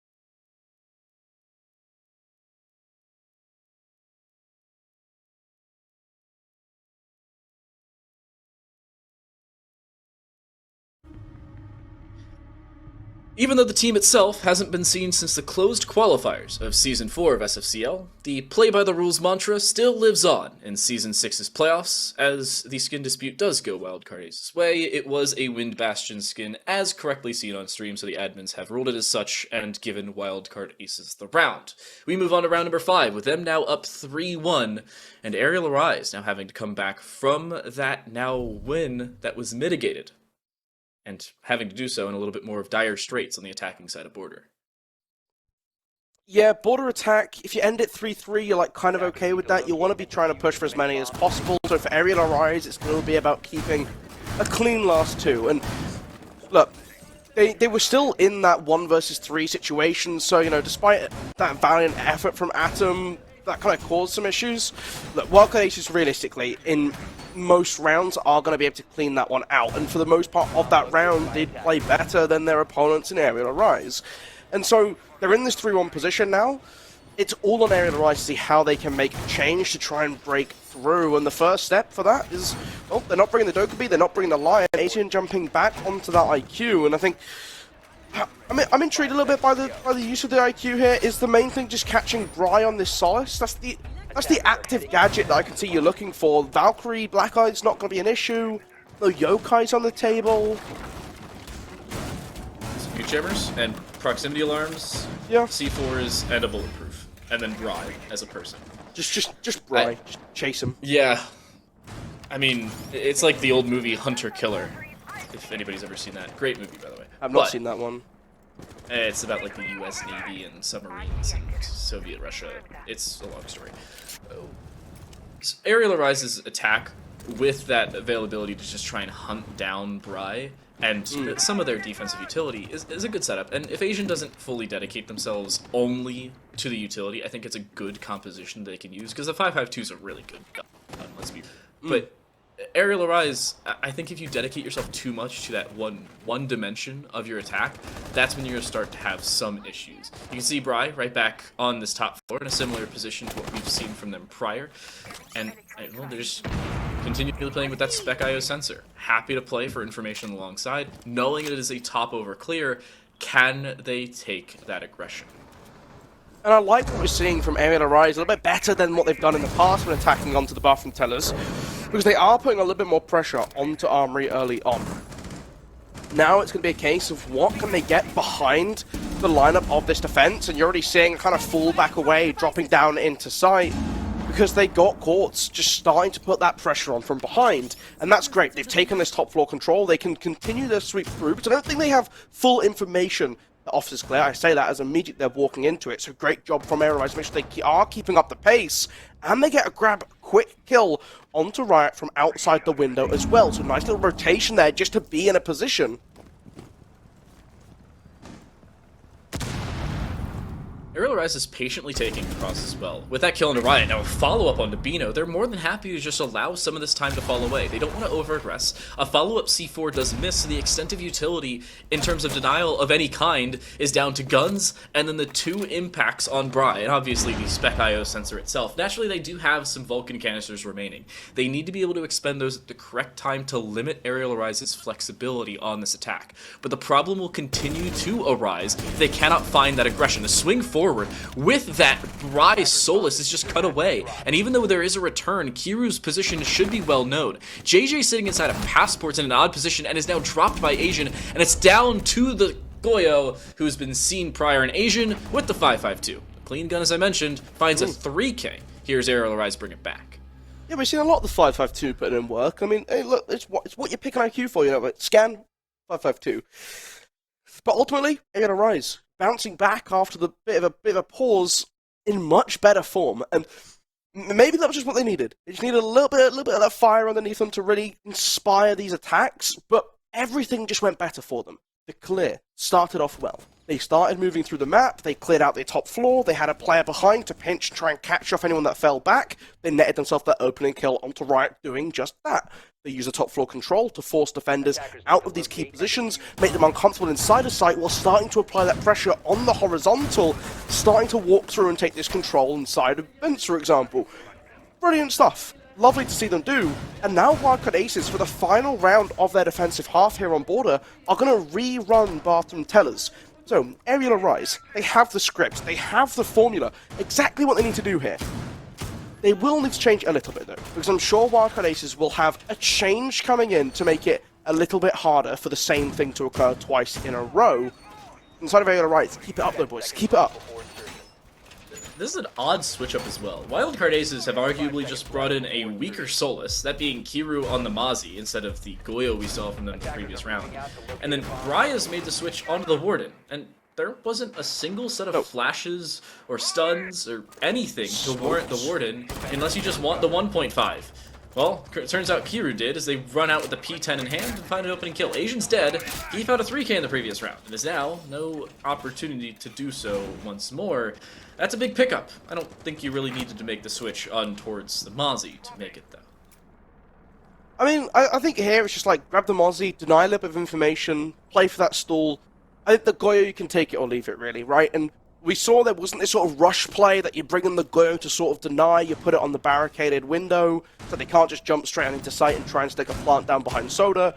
This is all pretty smart, but you got to be careful now. The rotation hole, Mozzie's still lurking around, and very close to getting an angle onto the feet, down to the legs of Kiru as he's rotating off. So I have to be very careful, because he's turned around, and he's just going to get shot from above. I thought it'd be from behind, but it's actually above. Right, upside an armory that gets it, and this take from Arial Arise a little bit slower, and oh my days. Right, just grabs himself a freebie on the second one. JJ adds to the scoreboard, and we're looking at a 1 versus 5 here, things falling apart very, very swiftly for Arial Arise. Quartz is going to 1v5 this. I've never seen Quartz lose a 1v5. Asian says in bathroom. I mean, he's not entirely incorrect. He's right next to the bathroom walk-in, sitting in the teller's vending side, but this is just a tactical timeout, honestly. Quartz should just be able to patiently sit here. The spray does miss, albeit by a few inches at best, but Quartz is going to walk in, should die from above, and does indeed. Riot's going to clean him out, and Wildcard do make the minor adjustment work. Granted, it was the aggression walking forward that really worked for them. Warden or not, I think that still would have gone in their favor, but I like the minor adjustment. Sure, Warden's overall utility wouldn't have been all that useful, but the MPX with the 1.5, pretty good if I do say so myself. Just a case of, like, just grab a good gun. I mean, like, there's always been this sort of interesting back and forth between, like, how much do you play into an operator for strategy and how much for the sake of good gun. And it's just like, you know what? Sometimes good gun. You and I play a Rooney for the Mark 14. Do you know what I mean? Like, you're not running your solo queue games for the Saria Gate, right? You're, like, let's be right, it ain't happening. You're just grabbing it because you got the fist to punch through barricades, runouts galore, or rotations galore, I guess. Smack the hatch and dip away in a blink of an eye. A nice gun. Wonderful little bit of stuff. I think here, though, it worked out for them well. And now we're moving on to that side swap. It's quite a different sort of style from Arial Arise. Again, something we saw a little bit before, right? This Dark Root combination coming in. A Year 1 Season 1 classic. Back once again. I'm loving to see a bit more Doc get played. 5 seconds left. We've seen Doc a lot more recently alongside the Rook as well, to allow for more sustainability on the defensive side. Bailiff's great now as well. Yeah, and honestly, the combination of that and viable utility as secondary utility, impacts are pretty useful. Obviously, bulletproof cameras are pretty good as well. So all in all, the combination of decent primary utility in terms of health availability, with obviously being able to withstand extra 20 HP, plus if you go low whatsoever, you're back up to max within a blink of an eye. Like Freak, for instance, he's going to fall back, Quartz is going to bring it back to 165 health, because why not? Free health's always good. So I always like the Clash strat on Cafe, where you like stand on Pixel, you have like the Doc and the Rook. Doc plays on white stairs and just pumps you with stims. It's just like, that's the best feeling ever. Like, they finally get you low, they invest like nades and asphyxiation bolts from Capitao and Sophia concussive blast, and then you're just like, haha, back to full. Come at me now. But no Clash this time. Instead, they do have an Echo, which is another near and dear operator. Yokai's been deployed out to try and gather some information. Kiru taking some damage, just trying to fight for that first entryway into the building. And again, you're seeing this sort of aggressive stance from the defensive side of things, making life very difficult for the attackers. Kind of playing into the opposite of what an attacking player wants to do. You want to apply that pressure from the outside to slowly whittle away at the line of defense. Instead, the defense preventing you from walking up. Asian looking for a double kill. Bright finally able to shut that down. Go even on the trades, but with this constant revitalization coming in from Quartz, the health advantage is in the favor, and Kiru falls swiftly down. Not really in a position to get grabbed immediately. The team will be looking to try and recover this line, get those E1D scans back if possible. But Atom still just getting aggressive. Rye has to try and take this fight as well. They can't afford to just go for that res because they're worried about the run out. Freak gets down and will be finished off, so Riot's able to find that confirmed kill on the bottom floor. And the man advantage, sure, is there for Wildcard, but their health pool is significantly lacking. Adam's somehow going to be able to just casually reinforce the fountain wall and get that off as they back away. But Arial Arise's disengage here is just for patience and possibly catching off this attack. I'm pretty sure they have droned out that flank setup for Poison, who's sitting inside a office, but if they don't have that information, Wildcard's going to be significantly lacking as they push for this final hold. Well, Poison does grab the kill back. Yep, exactly. Net the kill onto Kiru, and I also really like that they use these late reinforcements to just kind of funnel the Wildcard aces. There's 20 seconds left on the clock, and yes, Poison is very low, but with Yoko inside of sight, it's still available for them. Quartz gets one back on the trade, but Brian knows exactly where that Echo is in the corner. And now it's down to Quartz to try and fight for his life on the doorway. Finds one, but Riot coming in behind is able to trade out with Brian through the doorway to get an attacking round win again in here for Wildcard. 1-for-1 back, and they've brought it back. Wildcard now on a tear. And looking good doing it, especially on the attacking side in that round. They really identified the weak points of the Arial Arise defense and then continually picked apart at it until there just was no more. Arial Arise in another uncharacteristic way also got a little over-aggressive. We saw a little bit of that back on Villa, and it wasn't a good showing. If that happens again, that's when you're going to start to get concerned. Because Arial Arise, they weren't all that far behind. It was a 3v4, sure, but some of that aggression just wasn't warranted. And off the back of it, they lost the round in a significantly more definitive fashion than I think they would have otherwise, to the point where Poison was trying to play a little aggressive after that first kill. And Quartz, alongside it, really didn't have to play all that further forward, considering they had assistance from Adam on that far side. Well, you gotta be able to make the best of those opportunities, though, when they arise, right? And now, Wildcard get that round in, they're starting to look a little bit more comfortable, and it's kind of just in spite of that slower start that they had, the aggression coming out.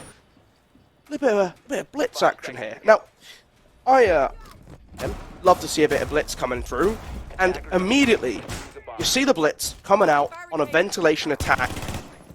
The first thought ringing in my ear here. I'm expecting them to be jumping in through that front doorway, trying to get JJ on that blitz next to the table, put the diffuser down in the doorway.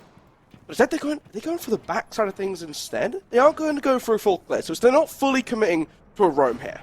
I'm wondering what the heck Bino's doing. Are they going to pull the Copper 5 moment? And oh my gosh, they're going to use this to try to open up the reinforced wall. This is similar to that setup back on Theme Park where you see people try and open up the break room entrance, and they're just going to completely collapse upon Asian, who still somehow wins the fight. And with assistance elsewhere, Arial Arise walks straight through this Wildcard attack, absolutely tearing them limb from limb, member from member, and Kiru left alone will be torn apart. What an adjustment from Arial Arise. Yeah, they just kind of knew what was going on, right? Like they had the info. They knew. They just knew. And when you're coming through, you're trying to push into this space very quickly with that blitz taking point. They were a little bit confused as to where these players were, but the wraparound coming through, not enough control to shut down the main lobby. Got shot in the side by the mute for the flank. A little bit of cheeky little rotation there. Not really a flank. But things they never got that initial start, and losing the blitz early on, losing players behind the blitz as he's charging in on top of that. Like, the attack just never really stood much of a chance to get that initial foothold established. And Arial Arise taking a much-needed round here to just slowly drag these rounds back a little bit. Still a bit of cushioning for themselves here. They have some room to try and push this back. You never know. You could see the 7-5 scoreline come through if they're very clean with these next couple of defenses. But I don't think we're going to see the same sort of wildcard reckless aggression coming through now. I think we're going to see them go much more akin to the first round, where they are just sort of waiting out the initial aggression from Arial Rise. They'll try and catch out some of these members that overstep a boundary, that just kind of peek out the wrong way. They can find those kills, then start to collapse. That's going to be the game plan for them here. I have to say, I think that's the first time I've unironically seen somebody outside of Copper 5 with 9 hours in the game use an exothermic charge on a barricade. No, that's actually big brain. I'm going to back them up on this one. Okay, so... No, I think it was a great call. Like, that was genius. But it's the first time I've seen it, like, ever. I see what you mean. Okay. Yeah, I'm not bashing him for it. That was actually geniusly smart, especially with the setup that Arial had. But I now understand where you're coming from. Yes. Okay. Putting the exothermic on a barricade is a very Copper 5 move. Out of that context, if they put it on the right side of the barricade, then we'd have some problems. But they didn't. We would have many problems. Well, Wildcard still, I think, happy with that attacking setup. It was smart, but Arial, I think, flexed a little bit too much towards it. If somehow they don't find an opening kill there and drop away the blitz, then you're looking at a completely different round and Agent's dead. But it doesn't matter. We'll move on. Freak with the opening kill this time around. Kiru's dead. The Lion is gone, and a lot of that aggression now taken care of. Freak still wants to play aggressive, though, and will do so to a follow-up kill. Looking for a third. Is anybody gonna look at this man? A 3-for-0 trade over towards the construction stairs, and Riot's in a 1v5. It has been 75 seconds, and Arial Arise win the round. They've brought it back to within 1 here on border. So I said that what we needed from Wildcard was them to patiently wait out the aggression. Arial Rise are going to walk forwards. They're going to look for these initial gunfights. And eventually, you'll get an opportunity where someone has peeked 5 different angles and seen nothing. They'll go for a 6th one, and you're actually back on angle number 2. Instead, Freak just dropped a bit of a masterclass on how you play aggressively from East. And Wildcard Aces is kind of forgetting that that's a very classic, standard, aggressive play on East, and fed into it a little bit. Now, look, Defenders, protect your there's always going to be the case of could have done this, should have done that. Had you done this thing, you wouldn't have lost the round. There was very little information, or there's very little information on Freak. And when he started getting a little bit aggressive, a little bit cheeky on the doorway, there was no effort made from Wildcard to sort of put a pin in it, to stop them doing anything. And instead, Freak just very quickly noticed, hey, I'm free to keep enacting out my revenge. I'm free to just go absolutely ham in this round. And even at the end there, they're just not anticipating the continued run-out. Unfortunate, but that's just the case it goes, and Arial Arise grab a defensive win. Again, just off of early aggression that Wildcard just needed to wait out. Arial Rise falling back on full with the Doc Rook composition. They apparently like the French operators do AA. We've seen them play all 4 of the GIGN with Twitch, Monty in map 1, Twitch earlier today, obviously, and then Doc Rook on both maps. And Lion as well. I mean, he's not GIGN, but he was GIGN. True. I don't think they've played Finca, though. Finca was Spetsnaz. Oh, so, okay, then they're not worried about it. They were released at the same time, though, right? I'm not crazy. They were, yeah, they're part of the CIBRN. CBIRN. That's a lot. Forget. It's like the something incident response unit force. Something like that. I know I literally didn't list any of the letters that those words start with, but it's something along those lines. They're like the hazmat response team for Operation. Yeah, Engineer, exactly, right? exactly. They're a separate thing. He's like moved on GIGN. He's a more flexible GIGN. I suppose that's par for the course for Arial Rise at this point, considering French how on tour in these maps. Yeah, that. Kiru trying to play forward in towards East, trying to make up for the lost ground they dropped in the previous round. Adam wins that fight on the JJ. I thought Kiru picked up that first shot, but Freak doesn't want to give up the space just yet, and is still holding in towards break, but it really doesn't matter. Asian is down. The walk up from Riot is foregone, and okay, yeah, Bry's in a 1v4. Sure. Whereas Yokai in a 1v4. This is bad. Not ideal. Just get downstairs, look for an angle. Still got a minute, so it's still doable, and I take it back. He's dead. not really quite doable anymore. But again, aim at a rise, get aggressive. They're fighting you before you reach the building. This is how border can be, right? Again, we talked about this coming in. It's small, it's enclosed, it's clustered, it's chaotic. And if you're not going to be careful walking up to the building, you have to expect, especially when it's already happened in 2 rounds previous to this, you just have to expect the area to rise are going to be up in your face. And again, just the respect isn't being shown here by Wildcards, and it's costing them here. And what was a pretty comfortable 5-2 lead has shrunk down, and now we're at a tied game. Odd position as well for Arial Rise to be in. They will go back to Ventilation Workshop. Now, this site was not the best for them. Obviously still around victory last time we saw it, but it was an odd way to pick up a round, considering how far and away they tried to play. And yeah, Wildcard tried to bring something different. Aggress into Customs and Passport, and it just, let's be honest, did not work. But Arial Rise's defense on the site itself, I don't think is going to be determinant upon how a wild attacking setup that really will never be seen again worked or didn't work. I'm curious to see what Wildcard change. Dokebi this time around, we see a Sledge as well. Lion, I'm not going to say is a good or bad consistent factor of this, but I'm interested as to how they flex around what didn't work and what may very well work in the future. Yeah, it's always like one of those fun little things. Like they're taking out the Thorn as well. How does that change things up? Asia now on the Legion instead. So, you know, that does impact the Blitz a little bit more if the Goo Mine goes in. I like to see these kind of changes conscious in, like, with in mind, like, what Wildcard have done, what might be suitable and replaceable while still filling similar sort of niche role.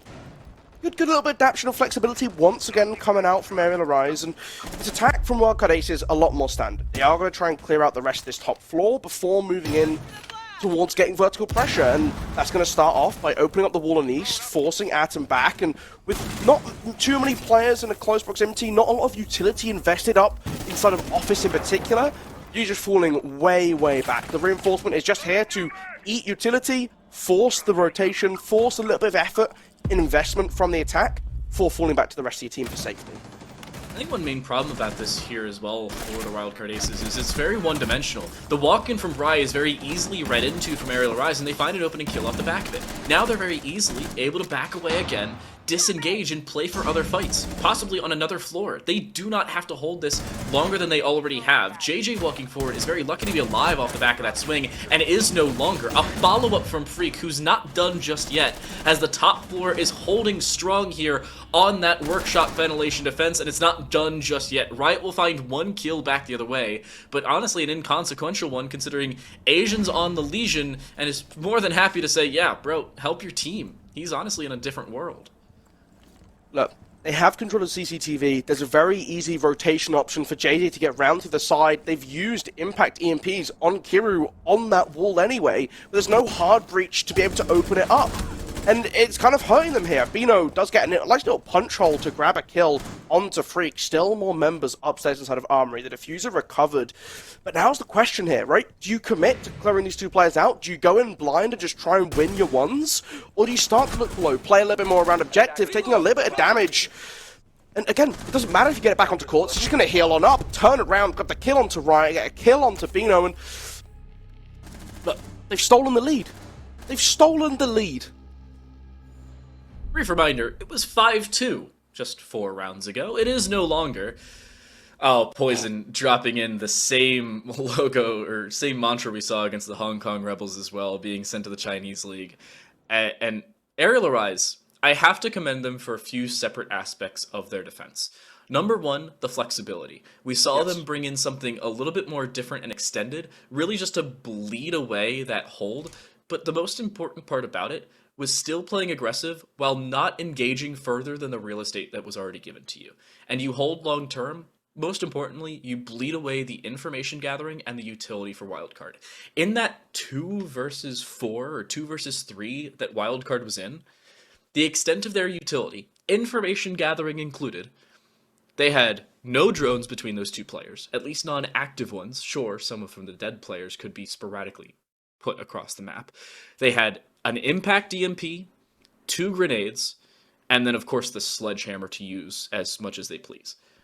They had no information gathering, no Dokebi calls to use, no active drones they could put forward, and I think the biggest problem about it was they were relying on that information more often than not, and Arial Rise tearing that away from you is going to cost you the round when you have barely even started to encroach on the site, much less taken apart that top floor row. Yeah, and again, for me, this just comes down to Wildcard Aces just not being able to put together these attacks since the first one.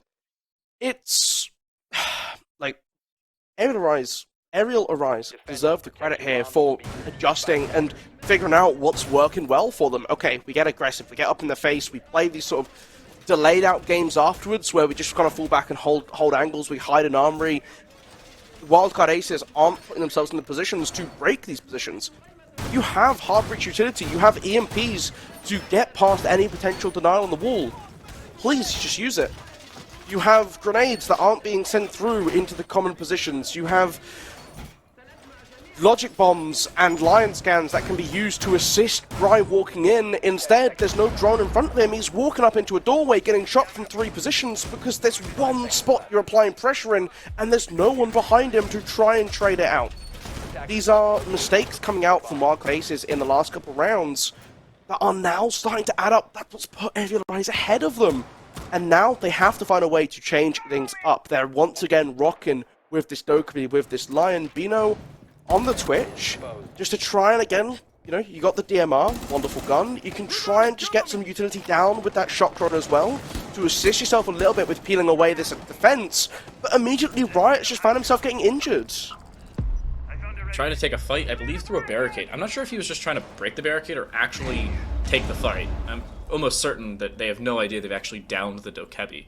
Oh, no, Quartz is well They definitely do. Dokkaebi. I lied. My bad. Arial Rise is now fairly happy with that. Riot's not so much. Should be able to be retrieved as he's already walked down those stairs. His teammates are and so Kira's far gonna away. pick him up. But that took a lot longer, and that's, what, 30, 40 seconds of a take that is gone for Wildcard fairly early? Yep. Yeah, something like that. I mean, like, because again, he was just there by himself. The whole point of having Riot there is just to catch any stragglers. He can Logic Bomb, get the global ability going through the map, has the DMR to challenge some of these longer angles. You can apply that pressure through the walls. You still get a bit of damage dealt. Oh, looking to try and lovely little bit of use of the gadget here if they can pull it off just to draw the angle through the floor, but has to be careful of the window open on site now. There's no one there, but I don't know that. Drone information coming through again to try and clear out this middle floor, but with the first Logic Bomb going through, so far a minute and a half into the round, they still haven't taken East Stairs away, they still haven't cleared out Office. It's going to rely on this collapse coming in from Fountain. They're already worried about that walk-in from the construction side as well. Perfect time walk through. I'm not sure if Freak has been noted on that walk up to construction. He's not. A shot to the back ahead. Executed is Bino, and dropped is the Twitch. Now the aggression coming through from the castle. Waiting on the rafter side, inside of the waiting room. Kiru trying to shut him down, but he walks straight into the crosshairs. Freak a follow-up, a second on the round. He's not done just yet, but finally is shut down. Bry removes him from contention for the rest of the round. His fellow FBI agent is taken care of, but the best part about that here for Arial Rise, Riot's still on 20 HP, and it's a man advantage for them just the same. 40 seconds left on what could potentially be our last round unless Wildcard Aces can find a way to drag this kill count back. Bit of work to go through this middle floor as well, with JJ trying to open up the barricades outside with the whole map to walk through Asian, holding this angle, ready to take the gunfight, ready for the head height shots. Lands it into the shoulder of the ace instead. Bright also taking some damage. Meanwhile, all of Arial Rise still at full HP. Quartz gets the pick onto Riot, and now with 10 seconds left, right, Bry does get the pick onto the dock, trying to push down. It's injured in the meantime, and it's Atom playing close, following that up very quickly for the kill. Arial Rise, they are our second team in tomorrow's grand final tonight, Dan, and they had a massive turnaround, 5 rounds in a row, back to back. And the all-chat warriors coming through in the later stages as well. Arial Rise earned it, and in the later stages deserved it just the same. They made sure that Wildcard was playing on their dime. Wildcard had no level of comfortability. On the attacking side, there was not a single round where you could say, hey, they were able to comfortably enter into the map and gain some semblance of real estate. Whether it was defending workshop and ventilation, where they tried to take armory quickly and were just domed from that entire hold and then limited from then on. At that point, they also couldn't take construction stairs when Freak casually found a 3K playing castle. A similar notion this time around, playing construction just the same, this time re-aggressing rather than aggressing originally, and there was no safety net for Wildcard. Remember, they won the first round of second half. They went up 5-2. They then were out to lunch for the rest of the game. It wasn't the greatest. No, it was just constant pressure coming out from Arial Arise, and that's the sort of thing that can happen when you're coming to a map like Border. You've got to be ready for it. You've got to have a plan. You've got to respect it if it's coming through. And I mean, there's the classic joke of like, you get spawn picked enough on Border, someone in your solo queue game, someone's just going to grab that Monty and just stand there for a minute and a half. I'm not saying stand there for a minute and a half, but this sort of strategy of just playing very patiently, approaching the building from a different angle, not giving East's aggression an opportunity to have Freak run out and get 3K. Can't be happening. You can't be allowing it. It's not something that you can afford to give away in terms of, as the meme says, free real estate, or in more realistic terms, free opening duels in your favor. Arial Arise take massive control and, most importantly, walk away with the game. That's it for us, though. We're going to throw it over to the desk. It's Nyx, Xander, and Mason to take you through the rest of the night. And another 2-0 in the books for tonight as we witness Arial Arise coming back from the ashes and moving forward onto that beautiful second grand final spot. I am Phoenix Blaze. I am your host tonight, joined by Yeti and Klimps. What a match! Holy cow! How'd you guys feel about what we just watched? It was... I mean, I'm just a predictor. I was talking to Clips about it after the map. I'm undefeated on predictions. Another 2-0. Definitely better than our first match in terms of competitiveness. I really, for a while there, I thought Border was going to end up swaying into a Wildcard's favorite. We were going to have a third map, but Arial Arise just really started bringing it back, stacking momentum, and just shutting down Wildcard's attacks. I mean, some rounds not even letting him in the building. So, dominant win by Arial. It really came out of nowhere, right? Like, Arial just looked so good. Something flipped. Like, the switch flipped. As soon as Arial got to the defensive half, they won, 5 straight rounds? They lost the first one, and then after that, it was all balls to the very end for Arial Arise. They did a very good job, just overall, of winning their gunfights and keeping, Wildcard out of the map. It really just, it was a wash. I don't know what got into Wildcard, but they could not find any sort of footprint around the map of Border. And you know what? Let's actually talk specific round, Yeti, that you were pointing out. That was round number 9. Go ahead and give us kind of a recap of what we witnessed there. So with round 9, there's nothing crazy to kind of like give a analytical perspective on, but this round was just dominance from Arial. Round kind of starts off slow, you know, they're contesting the windows and they're not letting Wildcard in the building. Freak is just playing like a menace on this catwalk window, the east door, just running out over and over again, just letting the nuts hang. I mean, look at the aggression coming out of here. This round ends up being a flawless round for Arial Rise, and at this point, all momentum was in Arial's favor. You know, at this point in my head, I'm just like, okay, this game's over. You know, if they're doing this kind of stuff and getting away with it, Wildcard's going to be, you know, approaching the building slower and just burning a lot of time earlier in the rounds, coming out of spawn and whatnot. And that's basically what happened. It took them forever to get anything going on attack, and they really didn't amount to anything. They didn't win a single round after that. So yeah, I absolutely agree with you. Like, when you're able to get away with those crazy plays and just do it round after round, you become that unstoppable force. But we've got some numbers to back up those rounds. Klimps, give us an overview of what we're looking at here. There's so much here on the board, right? I mean, Tra, Asian Freak, Quartz, even Poison, all played well. They all played their asses off, and they did a very good job. Like, I loved the way that Arial Rise showed up to this match, and although my prediction was wrong, I am not salty about the caliber of team that was sent to finals.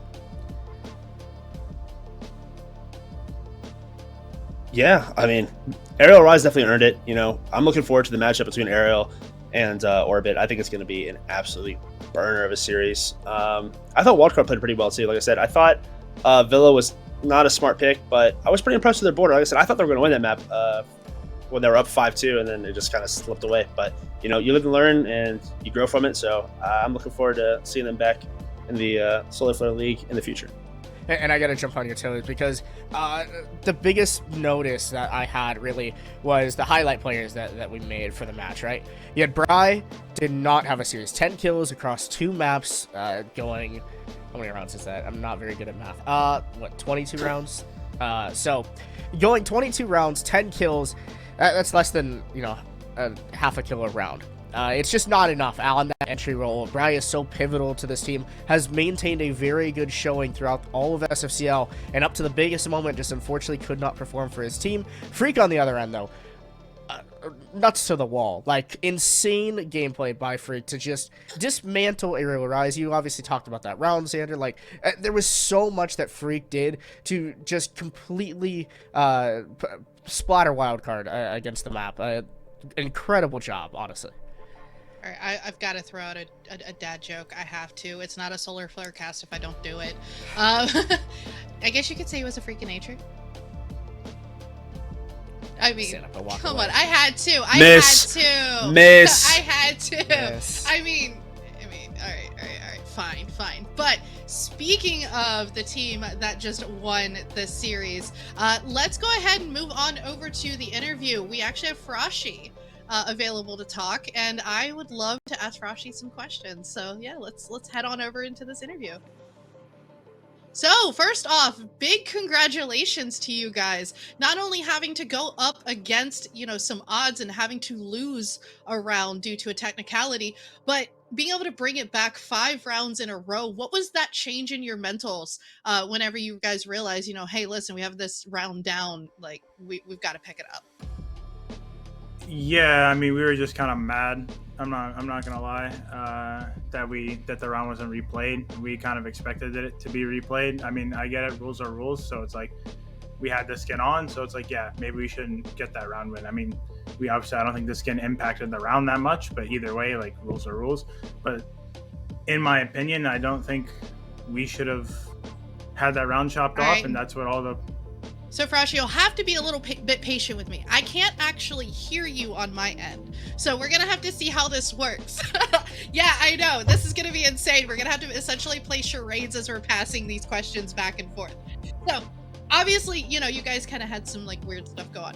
But when it comes to a competitive series like Solar Flare, being that you guys are now going into the grand finals, what did you guys do to prepare just all season long to, you know, be that formidable force that you guys have become?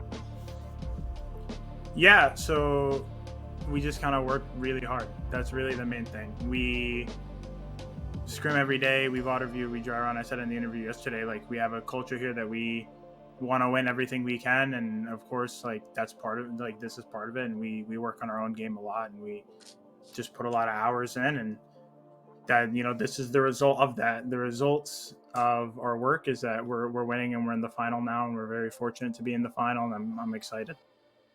Yeah, I honestly, the like, you guys going up against Orbit, I have to agree with Yeti. I think it's going to be an absolute burner of a match.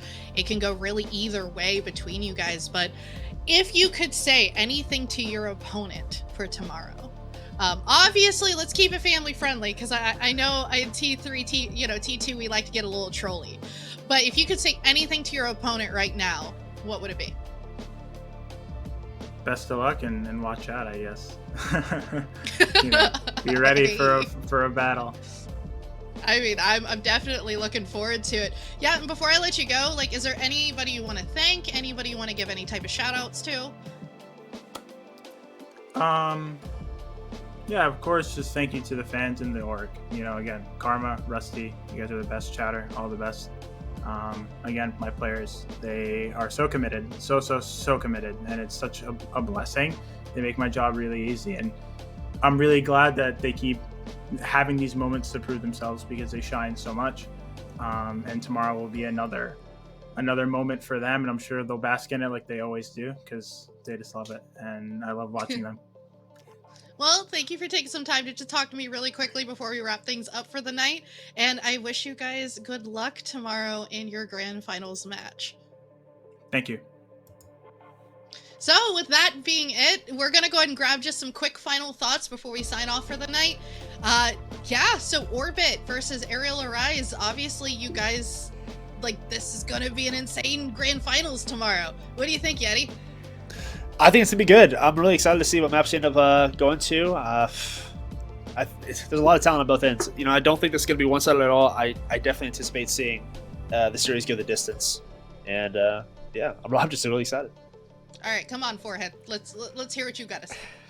It's gonna be a good grand finals. Like the one thing that I love like about having Yeti on the desk too is I never thought about the side of how important the map picks were. Like I obviously know that it's important, but he really brought that side of things to this. So I expect a lot about map picks tomorrow, especially going between these two teams. When they go back and watch the VOD, they know that they won the map picks. They got to do it tomorrow if they want to take the bag home.